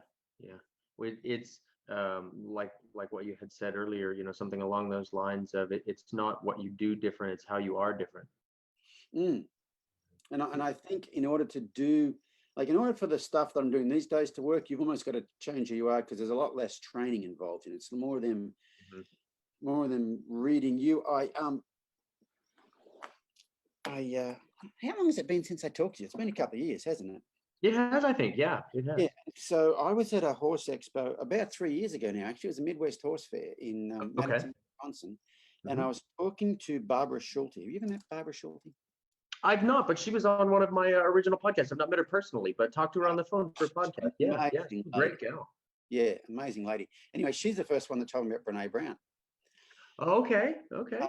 It was 3 years ago I heard about Brene Brown at that horse expo. And one of the things Brene Brown said, in one of the Brene Brown books I got, she said, you cannot selectively suppress emotions. If you suppress the lower ones, you automatically suppress the higher ones. And I got to thinking about that and I thought, okay, well, male from my generation growing up in Australia, I'm pretty sure it wasn't much different here, is you're taught you don't show fear, you don't cry, boys don't cry, boys don't get scared, all that sort of stuff. Mhm. And so you tend to suppress those lower emotions. And I'm like, yeah, I understand they're suppressed, but does that affect the upper ones? Could I experience more joy, more happiness, whatever? Mhm. Never really thought of that. And so actually at the same horse expo, I met a girl there who's a therapist. Okay. She's from Kansas originally. Ray Hunt used to do clinics at her place. So she used to ride with Ray Hunt as an 11-year-old girl. Cool. And the reason she got to be a therapist is because she started training horses and then realized, kind of like where I'm at now, kind of realized that the energy people brought to the whole thing was the problem. So she's a long-term thinker. She went and got a degree as a therapist and is practicing as a therapist only so she can go back to training horses and be able to help people watch herself on horses. Okay. Yeah, yeah, She's got a long-term goal. That so I contacted her after I read that thing in that Brene Brown book, and I said, "Hey, if I wanted to work on this, like if that's actually true, if my bigger emotions are suppressed, how would I work on this? What would I do? Would I go and see a counselor, a therapist, whatever?" She said, "I would suggest going and seeing a therapist who specialized in something called DBT, dialectical behavior therapy, Mhm. which I think was initially created for highly suicidal adults, but Mhm. nowadays they use it for anybody with emotional regulation issues." I'm like, okay, cool. So I found a therapist probably an hour's drive from here and started going to see this therapist once every 2 weeks. And when I first went there, I told her what I wanted to do. And she said, "Oh, yeah, this will be fine." We also offer group classes at nighttime, but you won't need to do that. Anyway, after about 3 months of going to see this therapist every 2 weeks, she goes, "We're not getting anywhere." She goes, "I might want to do the group classes too." So I spent a whole year going Yeah. to group therapy one night a week. Okay. Still didn't help me. Apparently, that type of therapy only works if you have some emotions to work with in the first place. So yeah, it turns out I was, because it's about the dysregulation. Yeah. yeah. So yeah, you've actually got to have emotions for that to actually work. But I learned a lot of cool stuff in the group therapy. And one of the coolest things I learned was one of the homework. We had homework every week, and one of the homework things was this week we want you to count judgmental thoughts. Okay. Mm. And what you got to do is like get one of those little clicker things like the bouncers have. Oh, yeah, yeah. Mhm. Or put some pebbles in one pocket. And when you have a judgmental thought, take the pebble out of that pocket, put it in the other Yeah, pocket. At transfer the to end the of the day, add them up. Mhm. And so I thought, well, I'll only have about 3 judgmental thoughts a day. So I'll probably get 3 pebbles and stick them in my pocket. And when I have my 3 thoughts for the day, I'll move them over, I had 21 before breakfast the first day I started being aware of it. And the thing about counting your judgmental thoughts, you become aware of how many of them you actually have. Mm-hmm. And that's the start of it. And then once you become aware of how many you have, you become aware of how many you have about you. Yeah. And that's a game changer because then you can do the Brene Brown thing. And instead of it being shame, it can be guilt. When you have those judgmental thoughts about yourself, you go, "Oh, you're such an idiot." Mm-hmm. You can go, "Hang on, I'm not an idiot. I made a bad decision there, but I'm not an idiot." Right. So you can catch yourself when you have those judgmental thoughts, and you can reframe your judgmental thought into, okay, I can do it differently next time. I'm not stupid. And so that in itself is so good being around horses because you become aware that you're judgmental about stuff and you can catch yourself and reframe it. He's not being a jerk. He's having a hard time dealing with this situation. Those sorts of things right there. And then I had a big epiphany. So that was 2018. So it's been a while since I talked to you. That was the whole year of the group therapy stuff.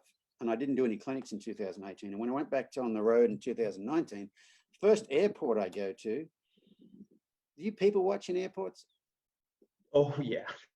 Yeah, well, I people watch too, but what I realized was, and I didn't realize I've always done it, when I people watch, I'm not thinking the best thing about these people. I am judging them. Yeah. Didn't you even look in the mirror before you left home this morning? You know, that's inappropriate attire for an airport. Oh, I wouldn't wear that hat with those shoes. That coat's too short, too long, too whatever. And so, and I realized I was doing it. And so then what I started doing, walking through airports or sitting in an airport, whatever, whenever I'm looking around an airport, let's say I'm walking through an airport, everybody that walks the other way, I will look them in the eye and think to myself, may you be happy. Okay. And if some people don't look at you, some people look you in the eye and they look away, but some people look you in the eye. And if they look me in the eye, as I look them in the eye, I give them a little eye smile. Yeah. And sometimes you get it back. Yes, you make that connection. Yeah. And when you get it back, you get this energy, you know what I mean? But anyway, what I found was if I walk through an airport from one end to the other and I judge it, well, if I walk through the airport and everybody I look in the eye and I think to myself, may you be happy? You get to the other end of the airport, you have a complete different energy inside me. It's completely the opposite of the energy. What I realized was I used to have this heavy, dull energy inside me because every person I saw, I judged them. Yeah, gotcha.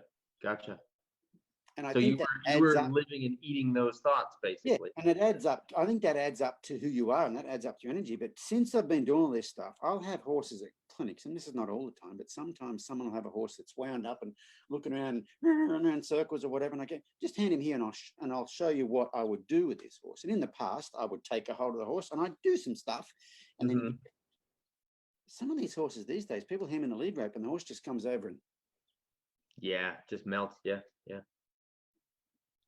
You know, kind of puts his nose up against your belly button and you kind of rub him with your hands like, hey, how you going? And it's weird because it's not something I did at the time. It's not like I projected some sort of quiet energy to him, or it wasn't a mental thing that I did at the time. I was like, I just hand him here and I take that lead rope and they're different. And this has never happened to me before.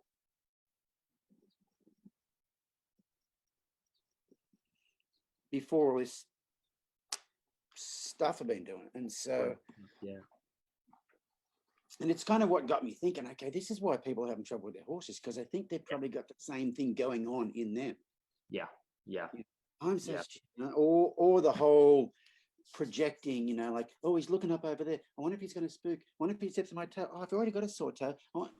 I've got to go to work. I've got to play golf tomorrow. I can't play golf if he steps on my, that whole right. The whole cycle. Yeah. Whole cycle of blah blah blah blah blah blah blah. Yeah. And so, so through my experience with changing how I look at things, being able to be more present, the whole meditation stuff with it, being able to be more present, having some mindfulness practices, that sort of stuff, has really changed how I get along with the horses. And it was about now 2 years ago, I think I did a clinic went to that Midwest Horse Fair, I think it's called, in Madison, Wisconsin. Midwest Horse Fair. Fair. The clinic in some other cold place back there midweek, maybe Minnesota or something like that. Okay. Yeah. And then I came back to Wisconsin on the weekend. I did a clinic in Wisconsin on the weekend. Okay. And it was around that time that I had my, whatever you call that thing I had. And I was really looking at things a bit differently. But during this clinic, it was in a barn, heated. Oh, no, it was fully enclosed. I think it was heated. But the restroom was in another barn. And so the first morning of the clinic, we got everything going, and probably about 10:30, I'm like, I'm just going to run across the restroom. And so I left. And while I was walking across that big old parking lot, I pulled my phone out. I thought, I'll just see what's going on in my Facebook group. And someone had posted, hey, I'm here at the clinic, and it's amazing to see the changes in Warwick. Oh. And I saw the lady's name. So I'm like, something must be different then. So I came back in and I said, so who is, on the microphone, I said, who is? And I said this lady's name and this. lady, she's probably about 60, early 60s, little frail little lady, kind of said, "That's me." I said, "Oh, come over here and give us a hug." Anyway, she came over and I gave her a hug and she whispered in my ear. She said, "We've been waiting for you." I'm like, what? I'm like, what? She says, "We've been waiting for you." I'm like, what the hell have you been waiting for me for? If you know this stuff, what are you waiting for me for? She says, "Well, you have process. We have intuition. We've been relying on you for your process." Yeah.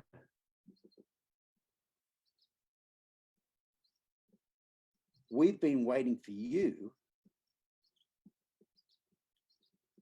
to find your intuition." Interesting. Mm. Super interesting. And I think like the whole being shut down thing, like not having emotions, has been really helpful for me training horses, because I just don't, it doesn't bother me what they do, sort of thing. And I think it was really helpful training horses for other people. Yeah. Because there's not much coming out of me. It's just, what do your hands do? What do your legs do? What do your seat do? You know, so that works for everybody, you know. Mm-hmm. Right. But yeah, so that was interesting that, you know, I've got a bit of a handle on procedure and technique and process, but this other stuff, not really having this most of my life. Mm-hmm. Mm-hmm. That internal stuff. Yeah. Yeah. I'm kind of new to the game, but I think it's been very helpful for me, because the reason, you know, I've always been told, "Oh, you explain things really so well." The reason I explain things well, like as far as training, is because I wasn't very talented at it anyway. And so I had to learn it inside and out, back to front, from left to right, sort of thing, before I could do it. And that allowed me to teach it quite well, because I could tell you what I was doing. You know, some people are really talented, can't tell you what they're doing. Well, it's the same thing with this stuff, with the whole energetic stuff. I didn't, you know, I've had to learn it. It wasn't natural to me, you know what I mean? And so, so that's kind of helped me explain. Yeah, it kind of helped me explain stuff to people. So, yeah, it's been an interesting 3 years, I tell you. Yeah, that's pretty cool. That's pretty cool. Man, it does make it feel like it's been forever since we chatted, huh? I know it was wintertime. I think it was wintertime last time we talked, because I was in front of our fireplace. There was a fire going in our fireplace. Yeah. Okay, there you go. Absolutely. Yeah, and I think the last time I saw you in person was up in Canada. That was even longer ago than that. That was that was 5-6 years ago anyway. Yeah, possibly. Yeah, cool, awesome. Well, man, you know, we joked about how we can go on forever, and I know that that's the truth of it. I hope you don't mind. We had some folks that have asked some questions ahead of time, and I feel like maybe we've kind of set the stage, at least energetically, here, to get folks thinking a little bit different about their questions with their horses. Do you mind if we take a couple of these? Yeah, let's do it. Cool. Okay. So we've got a question from Jane, and Jane was referring to a video that you've done on bringing your horses up and down at home to teach them how to self-calm when they get anxious away from home. Her question is, what exercises do you suggest to reinforce this?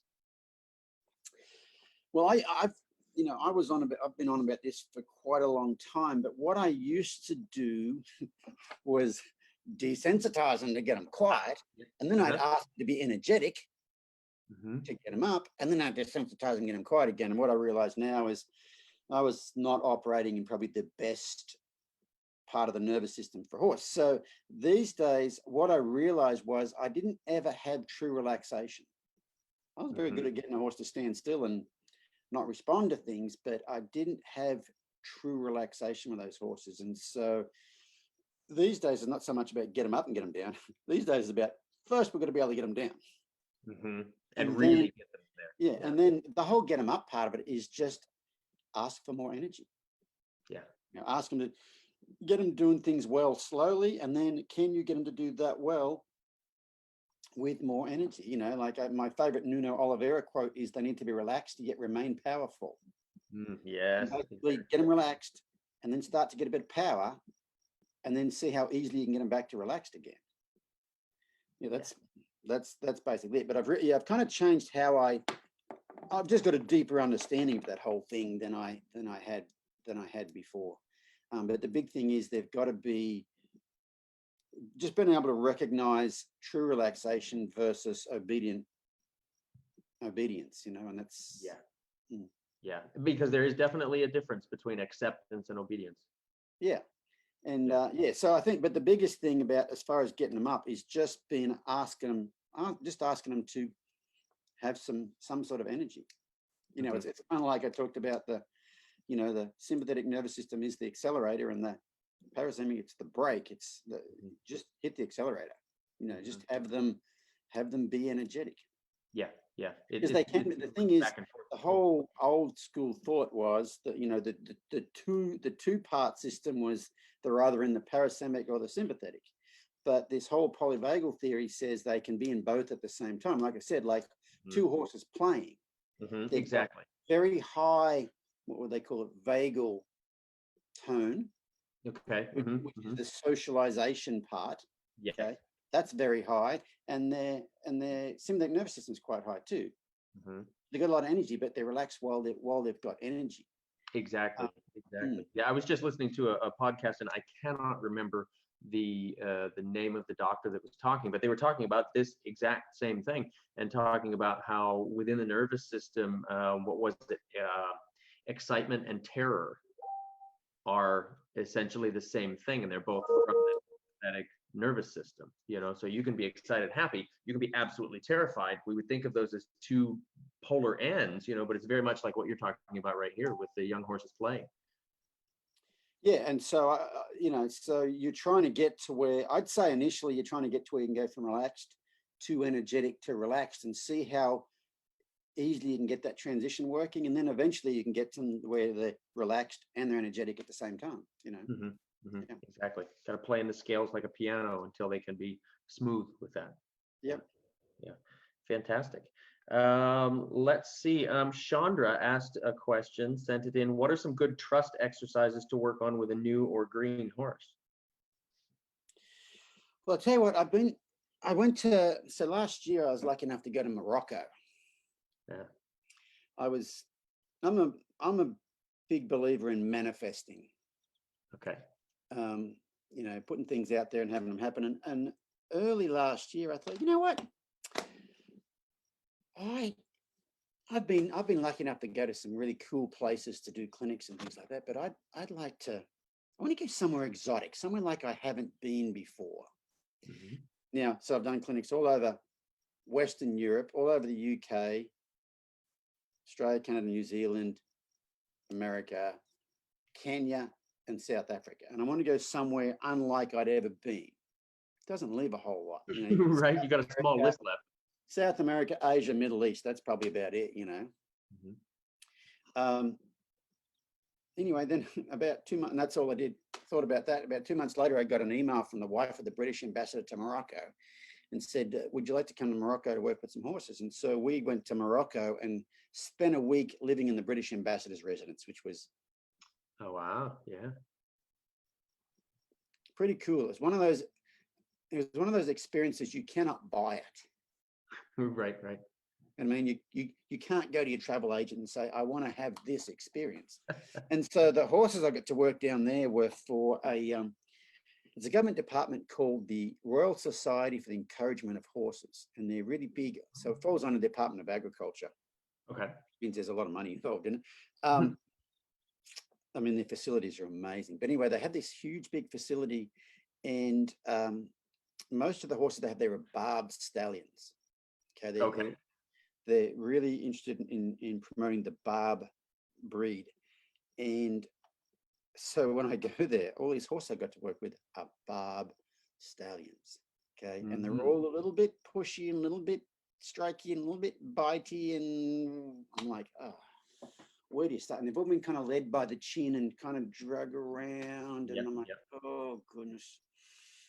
And I had a round pen there, and I said, well, we can probably do this in the round pen. It was actually quite cool. We had all these racehorse trainers, and I had an interpreter.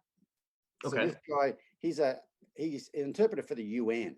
So you can speak to him in English, and and you don't even have to stop, and he will repeat it in either Arabic or French. Wow. Just rolling as you Yeah, go. it was pretty crazy. He's actually, Wow. I think he was an interpreter for John Kerry when he was the head of the State Department. Oh, okay. Okay, cool. But anyway, yeah, it was a really cool guy. Amin was his name. But so anyway, with these Barb Stones, I'm like, what am I going to do with these things? I don't really want to be that close to them. I don't want to be leading them around. Like, they look like they're kind of half annoyed with the people. Mm. I mean, just a little bit. Mm-hmm. Leave me alone. And so I said, just turn them loose in the round pen. So the first one, we turned him loose, and I went in there, and I thought, he's already run around. I don't want him to move his feet. I might see if I can just attract his attention. So I pulled the flag out and just worked on getting him to flick an ear towards me. Because Okay. he was over the fence. He was screaming, looking back at all the barns where the other stones were. Once I could get him to flick an ear towards me quite easy, then I just kind of did it till I could get him to turn his head towards me. It didn't matter what his feet were doing. Mm-hmm. Anyway, the most amazing thing happened. After a while, every single one of them, after a while of doing that, that's all I did with them, was just get their attention and let them know that I saw their focus change from off me to on me. But I didn't demand it. I didn't put any pressure on them. A lot of times I was just walking backwards, maybe moving that flag around just a little bit in an interesting sort of a way. There's no ask. Yeah, yeah. Anyway, every single one of them let down, come over, put that picture I sent you the other day for the. Oh, yeah, yeah. Uh-huh. That's one of them. And they just Okay. reach out. Hey, how you doing? And they were pretty amazing. They reach over and they whisper, "We've been waiting for you." Yeah, like that. And I hadn't ever done it like that before. And I was just, Okay. I didn't have a plan, but just get their ear first. And when I get their ear easy, then get their eye, but it's not an ask. So there's no energy going towards them. I'm not putting energetic pressure on. I'm not putting pressure on with the flag. I'm just trying to attract their attention, get their attention off that onto me. And after a while, they'd follow you around like a dog. These are horses that would drag you around a lead rope. And I could walk around, and they'd walk around behind me, and they were basically hooked onto me. Right, In the right. past, if I was going to do any hooking on, it would be driving them, Yes. drawing them, driving them until they figured out there was a place to rest pointing at me. Mm-hmm. It was more about the least amount of pressure was pointing at me. Yes, right, exactly. This was not that. Right. And so I did it then, and it worked so well. And then I was doing some clinics in Australia in January, and there was a horse there. He'd been started, whatever. But online, he was just pulling away from the lady. And if you tried to get his attention with the flag, you had the flag used so much, that made him pull away even more. Like, I'm not interested in you or your flag. Mm-hmm. And I have, when I do a clinic, I have 12 people, and I have groups of 3 for 2 hours. And this happened to be, and so the first afternoon, I spent most of the time trying to do anything with this horse on the ground. And I actually had to back up against a fence like this to stop him from running circles around me. So the fence would stop him, because running around, all he wanted to do was get away from you, and the flag made it worse. So he couldn't get him to think towards you. Anyway, so the second day, I'm like, I'm just going to turn him loose in the arena. There was 2 horses under saddle riding around there, and I did the same thing as I did with those Barb Stones, but this is in a big arena, and he went down, stuck his head over the fence, and I did the same thing from probably 120 feet away. Okay. I didn't ask him anything with the flag. I just walked around odd places and just moved that flag around in a curious way. And if he flicked an ear towards me, I'd just stop and let him know I saw him. Yeah. That was day 2. By day 3, he was so hooked onto me, I thought, I wonder what will happen if I ask him to leave me. Okay. Like, go away from me. Actually go around me in circles. And I had him doing perfect liberty circles around me in the middle of this arena with nothing on his head. And 2 days before, I couldn't control him with a halter and a flag. Right. That's awesome. And messing with that, I'm like, okay, what you are doing, there's no ask involved in it. Right. You are attracting their attention, not demanding their attention. So there's no energy directed towards them. And when you get their attention, you basically turn away to let them know that I saw the change in your focus. And I call it creating connection through a change in focus. But that's the exercise. And it was in that coronavirus thing. It was like the 3rd exercise. Okay. In that. And these days I'm like, that's the first exercise I do with any horse. You can even do it from outside there, but it's not, you're not asking for anything, but you're letting them know. What are you letting them know? You're letting them know you know. They're knowing you know. Yeah, right. You're basically letting them know you know where their thoughts are.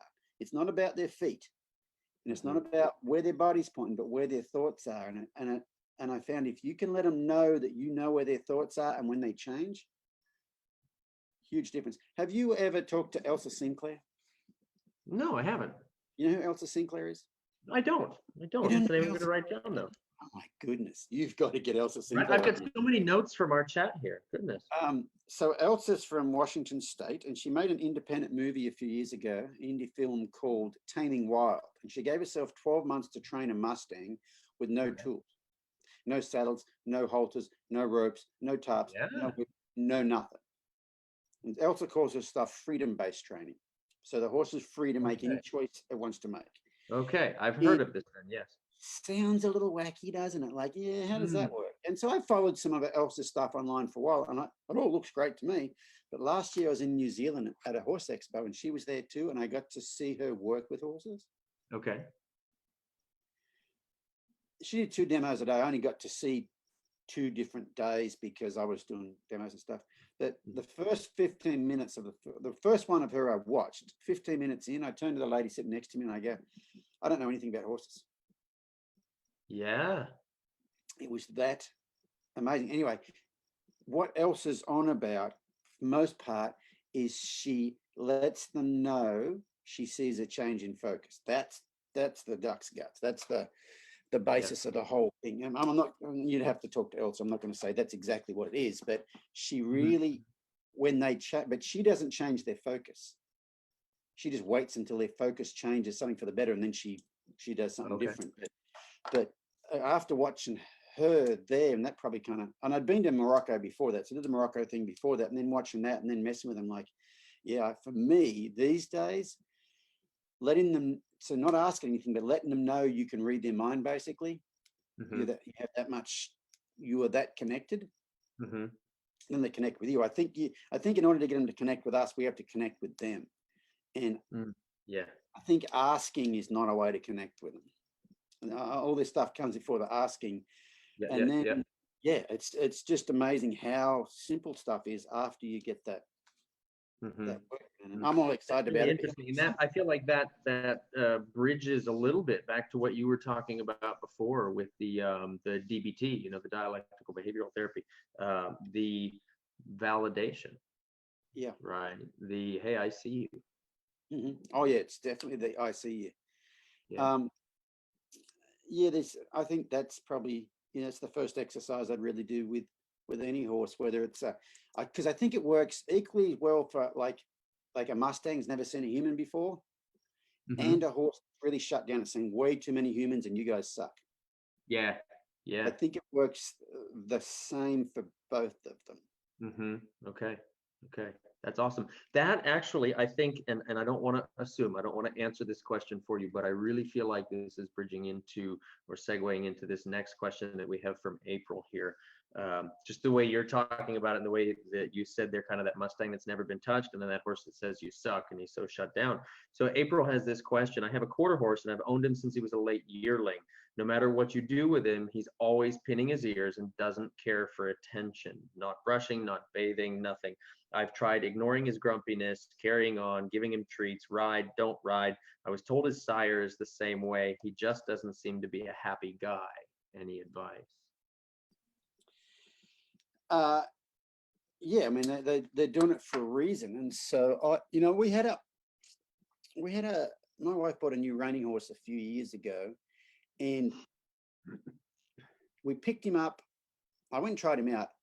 And then I think it was in Australia in some clinics, and we picked him up. She picked him up when I was in Australia. When I got back, she goes, that horse is a bad word.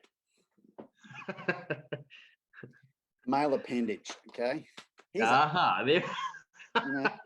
What? Because he's just wanted to bite, and he's biting. And so I thought, okay, because I hadn't had anything to do with him. And so then I started treating him like that bad word. And then I had an epiphany one day, like, you know what? I don't think this horse he's trying to bite anybody. I think this horse is trying to engage, and no one's ever let him engage with him. And so with him, I started treating his mouthiness completely differently. And I would start just rubbing him on the muzzle, like trying not to get bit, but like, if you want to engage me, I'll engage with you. And it made the horse completely changed. In about 2 weeks, he went. You did a video on this horse, right? Sorry? You did a video with this horse about that, didn't you? No, I did it with the next one that came along. That was the next horse my wife bought that was the same way. And but it really made me think. I don't think most horses that are nipping are like, hey. And since then, I've been bitten by a few horses, like nipped by a few horses, and I've only been mad at me, because I guarantee you, anytime I've been nipped, I haven't been present. Right. Not right. present. And so, like with a horse that pins its ears, I tell you what, I had a horse at a clinic in Australia just before the coronavirus thing. Like, I flew back from Australia, and we got back, landed at San Francisco. When we got off the plane, I texted my farrier about coming out. He goes, "Oh, we can't, we're in lockdown." I'm like, "Lockdown? What do you mean?" Oh, wow. So you came right back into it. Oh, yeah. We, our county wasn't. There were 6 counties around San Francisco that were locked down. Ours wasn't until about 4 or 5 days later, but it was then. Wow. And so this lady had this mare at this clinic, and you go to approach her, and like the whole pin ears, like snaky head, like gonna eat you sort of thing. And when I first approached her, she did that, I just stepped back. Okay, which is the total opposite. Right. Patrick King, like, you what? And you think, because in my old way of thinking was, if you step back when they pin their ears out, you're going to teach them to attack you. Okay, so I'd approach her, and when she would go to pin her ears, I would just step back and say, "Hey, I saw that." And I just kept doing it. And after a while, she stopped pinning her ears. I didn't correct the ear pin. I basically said, "I see you. Yeah. I see you, I hear you, and I understand that my proximity to you is concerning." And I would just take a step back. And then after a while, I got to where I could come up beside her. And the lady said, if you put your hand on her side, she will really pin her ears. Okay. So I just put my hand on, like, just down from the withers slightly. And she pinned her ears at me, but didn't turn her head, just pinned her ears. And I just held my hand there and waited. Take it away. And I just waited until one ear flicked forward, or she blinked, or anything to show she got slightly better. And I'd remove my hand, I'd walk away, come back, do it again. And after about 10, 15 minutes of that, she'd stand there with her nose on the ground, like, and this is a chronic ear pinner. And it's just, I've really completely changed the way I looked at things. And I tell you what, when I first started, when I walked towards the horse and she pinned her ears and I stepped backwards, I did that a couple of times, and I turned and I said, does anybody here think this guy's crazy? And one lady went, like, her hand shot up, like she was thinking, this idiot is going to get himself bitten and struck here in a minute. And I said, right. I don't blame you, because about 4 years ago, I'd have been sitting here thinking, this guy, I'm going to get my phone out. This guy's going to wear it. But right. I really think that they're listening to him. Like, then, they're telling you something. And this horse completely changed in the space of 10 or 15 minutes, maybe half an hour. And like the lady that her hand shut up, she said, if I hadn't have seen that, I wouldn't have believed it. And I didn't know what I was doing. But the whole leave your hand there. Have you ever heard of CAT training? CAT? No. Not not that one. It's called CAT training. I can't say that I have.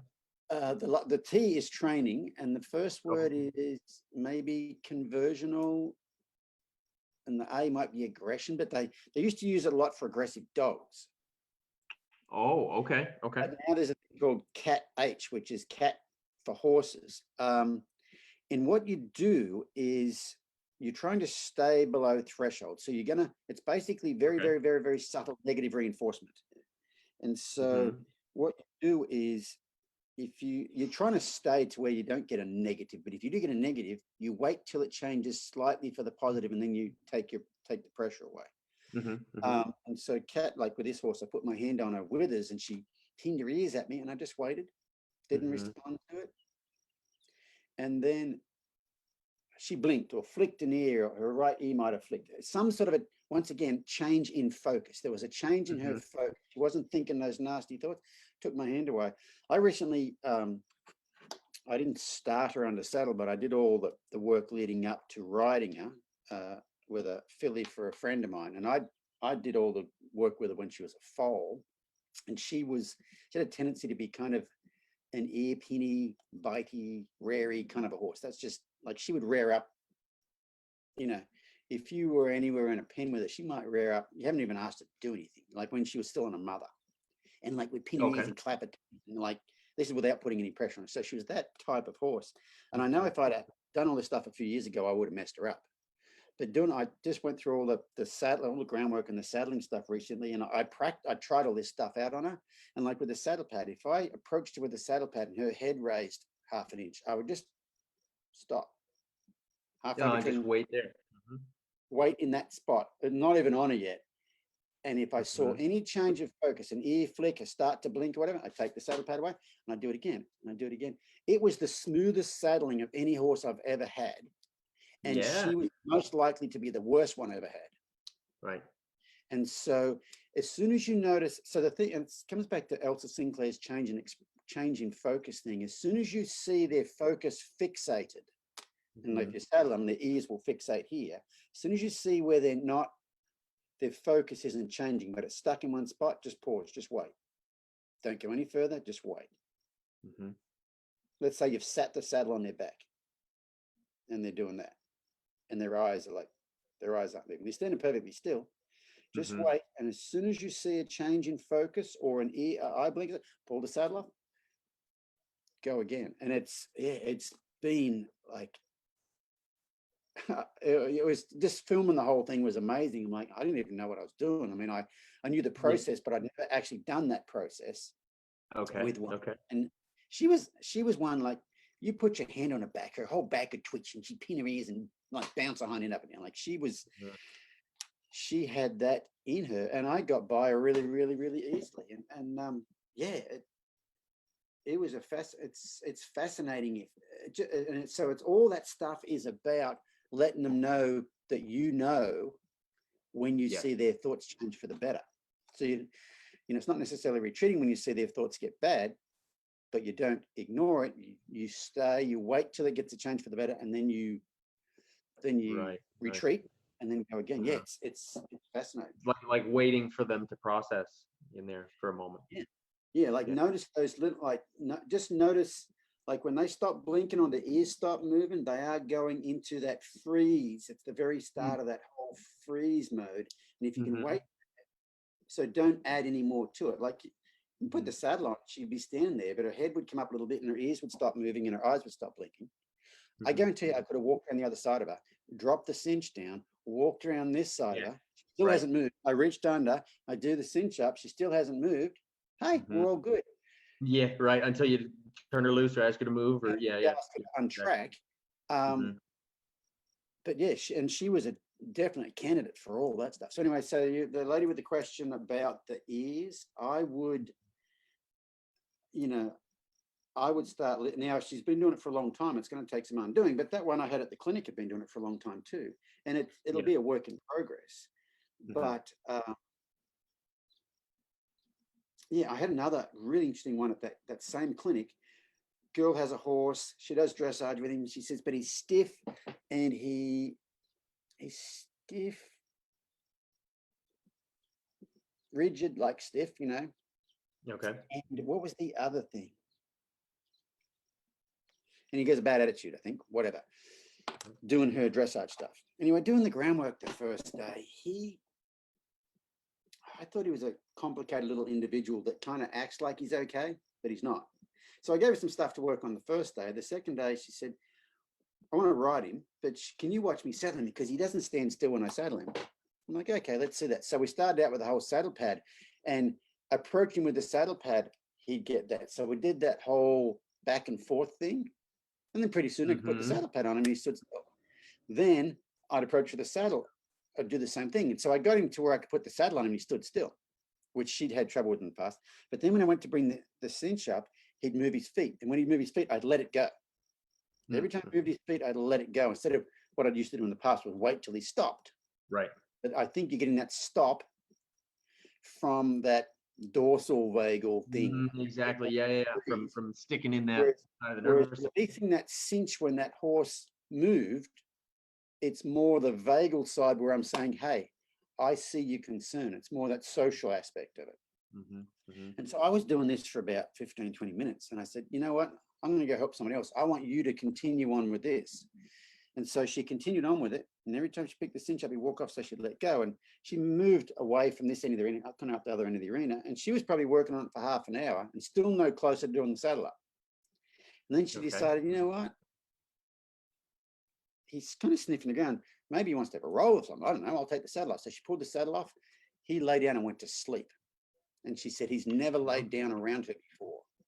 And so it was about, we were working on the saddling, but how we're working on the saddling and listening and saying, hey, I see your concern. I understand that concerns you. I notice the instant you get concerned. I think that communication there was what made him feel safe enough to lay down. He lay down and was unconscious for most of the afternoon, and he never lays down.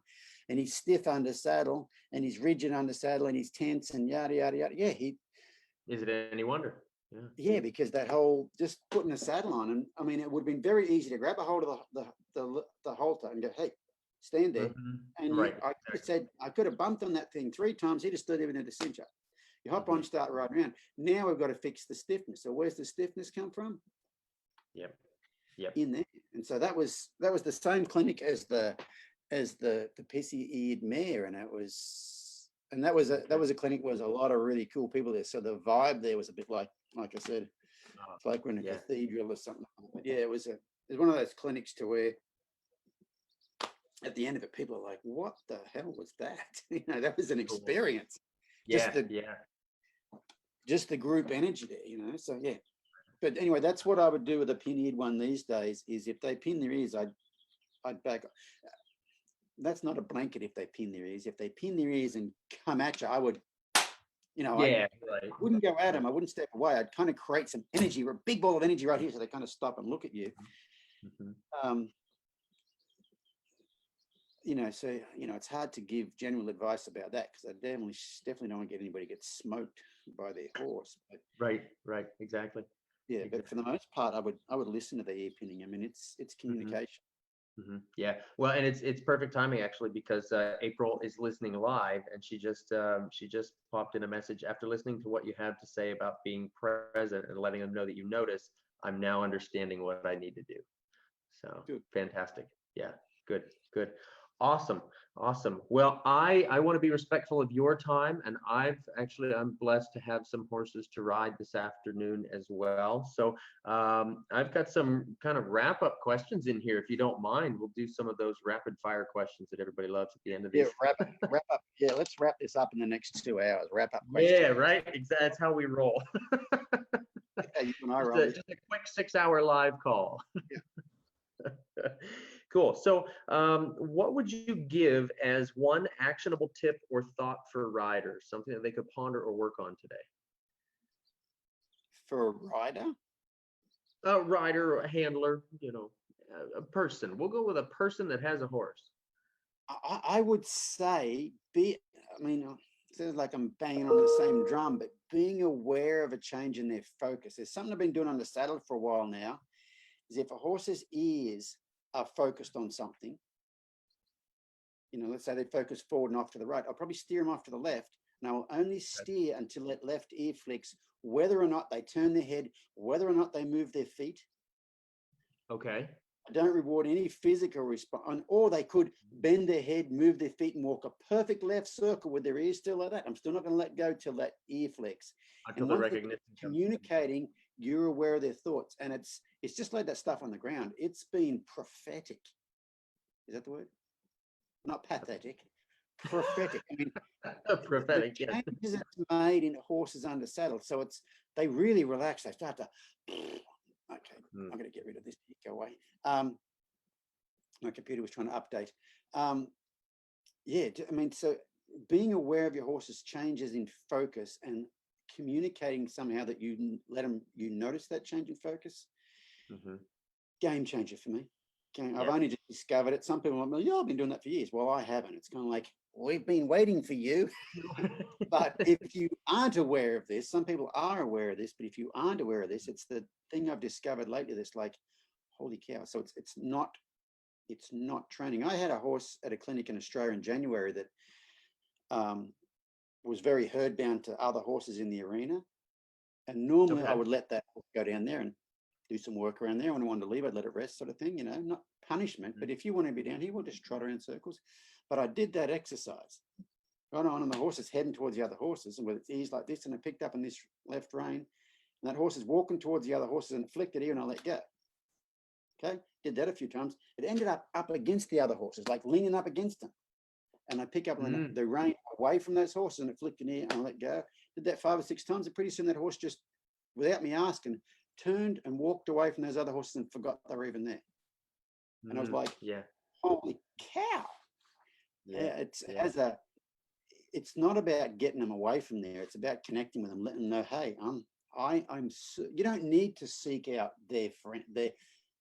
You don't need that herd. You've got this herd. I'm aware of what's going on. So so long story short, I would do that with any horse these days. It's pretty amazing.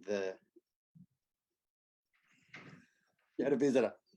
Do you see that in the background? I had a visitor. I was watching the other day some of these, these coronavirus people at home on Zoom calls and stuff, and the husband walks past in the background in his underwear, or the kids come in with chocolate all over their face. And I was wondering, I've got the door of my office locked, so I wasn't going to have a dog jump in my lap. I was just wondering if you were going to have one of those things. Oh, there you go. Yeah. One of those cameo appearances. Yes. Yeah, perfect. Cool. All right. So I love that. Just noticing that focus and changing. And that's, when we talk about kind of how things were done in the past, you talk about working in that group and waiting until they, decide to go the other way or something like that. This other way seems a whole lot easier too. We've got to be more aware. Well, I think sometimes you work with the feet to get to the mind. If you think about a horse wants to go to 2 other horses, you let it go over there and you move the feet, and eventually the mind says, hey, can we go over there? And so you get the feet to get the mind to change. This one's completely opposite. You get the mind and then the feet change. Yes, that's something that Ray used to say all the time, Ray Hunt. He would say, sometimes you get the feet to move the mind, and sometimes you get the mind to move the feet. Yeah, and this one's all about the mind, and it's amazing what the feet do. And the stuff I used to do, like letting them go over there and then work them over there, it works. But these days I'm thinking about, why do they want to go over there? What don't I provide that provides? And going over there and working them until they want to go away. Yes, it gets to where they decide I don't want to be over there anymore.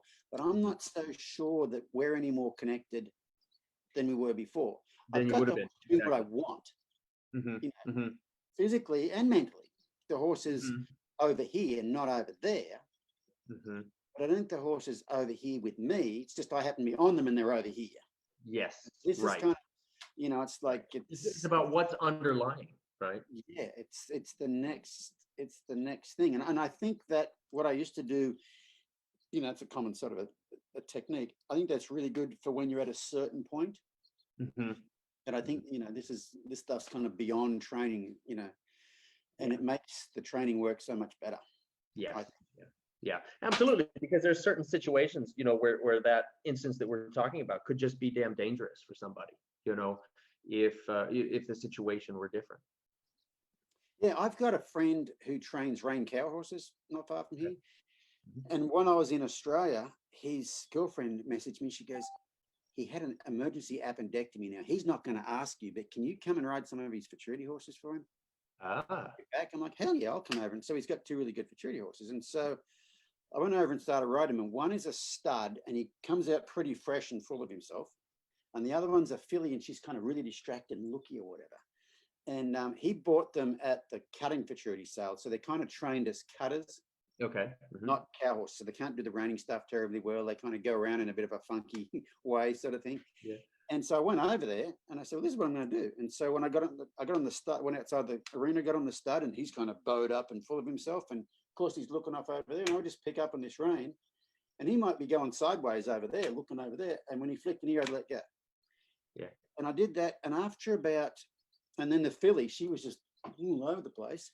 And I did that as a startup exercise, and I did it for most of the ride for about 3 or 4 days in a row. And after about 3 or 4 days, both those horses were loping around, like stretching over their top lines, hanging their noses on the ground, swinging their legs. Yeah. And this friend of mine, he's sitting over there in the chair because he's had these emergency appendectomy. He can't do much. He said, if I hadn't seen this, I wouldn't have believed it, because I've been riding those horses. I know what they're like. And I said, yeah, well, I'm glad I got to experiment with these two, because mine aren't like that. So, Right. that's a hard exercise to do with my reining horses here because of the training they've had. They're too here. Oh, I want sure. to look up over the fence. You know what I mean? Yeah, go see something else. Yeah. And so, so it was pretty fascinating to see that, especially the two different horses. Like one was a stud and he's pretty bowed up, and one was a filly and she's spooking everything. And it had the same effect on both of them. Yeah. It's just cool. that letting them know that you know. Absolutely. It's all about, I hear you. Yeah. Cool. All right. Fantastic. What is a recent book that you've read or currently reading, or video you've watched? Well, the book I'm reading currently is called Sapiens. Sapiens. Ooh, cool. It's a brief history of humankind. And normally I read, my books are pretty woo-woo. Pretty woo-woo. Yeah. I've just read a novel that I haven't read novels for years, but I just read a novel called Shantaram. And my son read it, and he said it's one of those life-changing books. Like, really, you're not the same person when you finish reading it than you are when you start reading it. I've just read that too, but this one here, this Sapiens, is very, very, very, very interesting. And like I said, it's not most of the books I read. Let me 1 second. This is the sort of stuff I read. He comes back with a stack. Real Magic, Ancient Wisdom, Modern Science, and a Guide to the Secret Power of the Universe. Mind to Matter by Dawson Church. Nice. Science of How the Brain Creates Material Reality.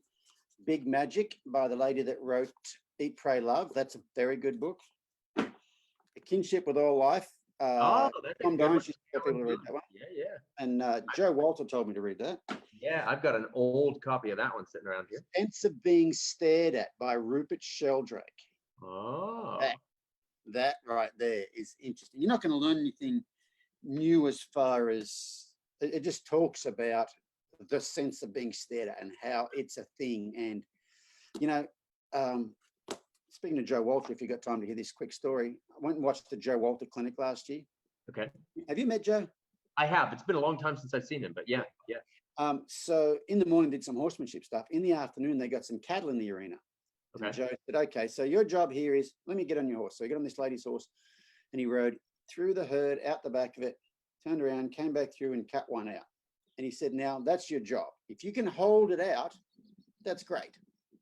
But that's not the point. It's not a cutting competition. What I want you to do is walk through that herd without them scattering and then get one out without them scattering. That's the whole purpose. Mm-hmm. Everybody tried it. No one could do it. Everybody scattered cows all over the place. Yep. But when Joe did it, he didn't scatter cows all over the place. And they seemed to be walking just as slow as he did. And Joe said, you want to know the secret? And they're like, what? And he goes, do not stare at the cattle. Yeah, exactly. When I walked in there, my focus was on I had a broad focus. I could see the hills. It was really pretty country there. The hills, the fence, the ground. I could feel my horse under me. I could see the cattle, but I wasn't looking at anything in particular. He said, when I got through there and I turned around, I started coming back. I looked at the cow I wanted. It went that way and the herd went that way. And that's what that book's all about, the sense of being stared at. Cool. Spiritually Gifted by Kerry Lake. You ever heard of Kerry Lake? No. Fascinating lady from California. These new names that you keep throwing out here for me. I'm loving this. She's an animal communicator. that Okay. teaches you how to animal communicate. Okay. Because I'm not teaching you anything new. You were born with the ability to do this. It's just all this stuff got out of you. And even if you didn't want to take it that far, the beginning of that work is about being present, being in your own body, all the things you need to do to get along with your horse anyway. Cool. The 7 Secrets of Synchronicity. Ah, nice. And Becoming Supernatural by Dr. Joe Dispenza. You ever read that one? Cool. No, I've not read that one. So there's an experiment by a French guy named Epoch in this book. And I talk about this at clinics, talk about energy stuff. This is crazy. So they got a, you know what those robot vacuum cleaners look like? Absolutely. I have one sitting over in the corner. Yeah. Okay. When does it change directions? Just before or just after it bumps into something. It bumps into something. Okay. So they made a random directional changing robot. Okay. That changes directions from a computer random generated, let's change directions. Okay. It wasn't when it bumps into something. So it's much like one of those Roomba things, except it changes directions randomly. And they put it in an area like the size of, say, a tennis court or something or other. Okay. Okay. And then they mapped where it went to. And for the most part, it went all over the place. But if you leave it there long enough, it uses the whole area equally. Then they imprinted some baby ducks onto it. And now you can, Oh, okay. ducks, whatever, when they're first born, whatever they see moving, that's mum. Absolutely. They call it imprinting. I think imprinting. Yep. Yeah, they imprinted these baby ducks on it. So what does it do? Or baby chickens they were. So what does it do? It kind of goes around all over the place. And once again, even with the baby ducks following it around, it still the randomly covers the whole area. Okay. Okay, we're about to take a turn down Crazy Street right now. They take the baby ducks out and they put them in a pen here beside it. And when they put those baby ducks in that pen beside it, they take their mother away, basically. What do you think those baby ducks are thinking? They want to be in there. Or they want the mother to come to them. Yes, mummy. Okay, yeah. Random directional changing robot spends most of its time in this half of the thing. No way. The ducks outside there. Yes, that's an actual experiment. And so I tell at the clinics, because I say if the thoughts of baby chickens can change the random directional changing of a robot, can you imagine what your thoughts do to your horse? Right. Pretty impressive, powerful stuff. Wow. Yeah, fascinating stuff. But anyway, so that's a bit of my. I love it. All from the stack of books there. I love it. Reading at the moment, Just the light stuff. Well, those are the sorts of things I normally read. But like I said, my brother-in-law gave my son this book for Christmas last year, and it's quite fascinating. Cool. Very cool. Awesome. What is something that the horse has given to you?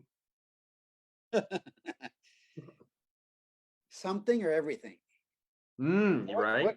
So this whole path I'm down now, the reason it came about was because my wife bought a horse a few years ago, about 5 years ago now, I think. And he was a very athletic reining horse, but very shut down.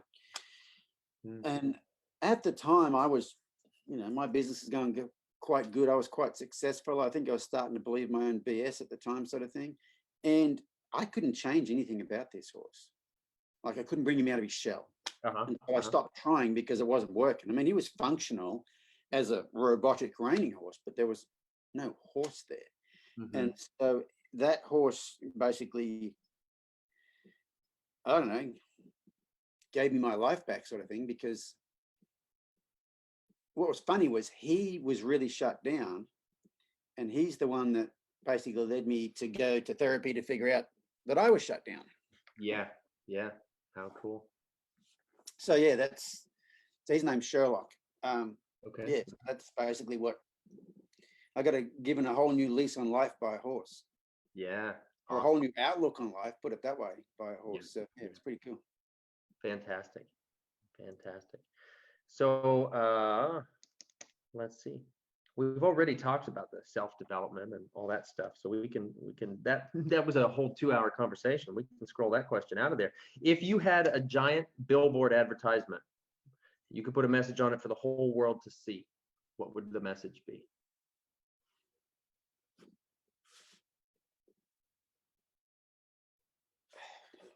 That's a really good question. Whoa, whoa, that's the most whole dead world, air not time just the you've horse ever world, had. not just the whole, not just the horse world, the whole world. Yeah, the whole world. Meditate. One word. There we go. If that would sell it.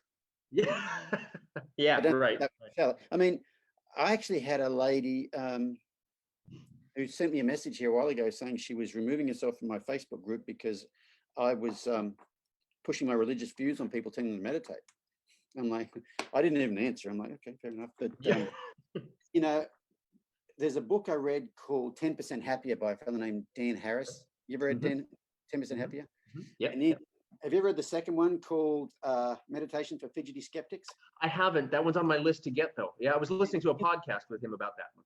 And in that one, he says that some place they got this bus and they traveled around America trying to teach people how to meditate. But some places they went to, they called it mindfulness-based stress reduction because some people the word meditate just turns them off. Yes. And so if you know, if I had a billboard, if I could tell people to do something, you know, mindfulness-based stress reduction, or whatever you want to call it, but just get to where you can quieten your mind. It doesn't matter. I mean, it doesn't matter if you want help with your horses or help with anything, just being able to quieten that mind down and just give it a break a couple of times a day is probably the most amazing gift you could give anybody. Yeah. Fantastic. That's awesome.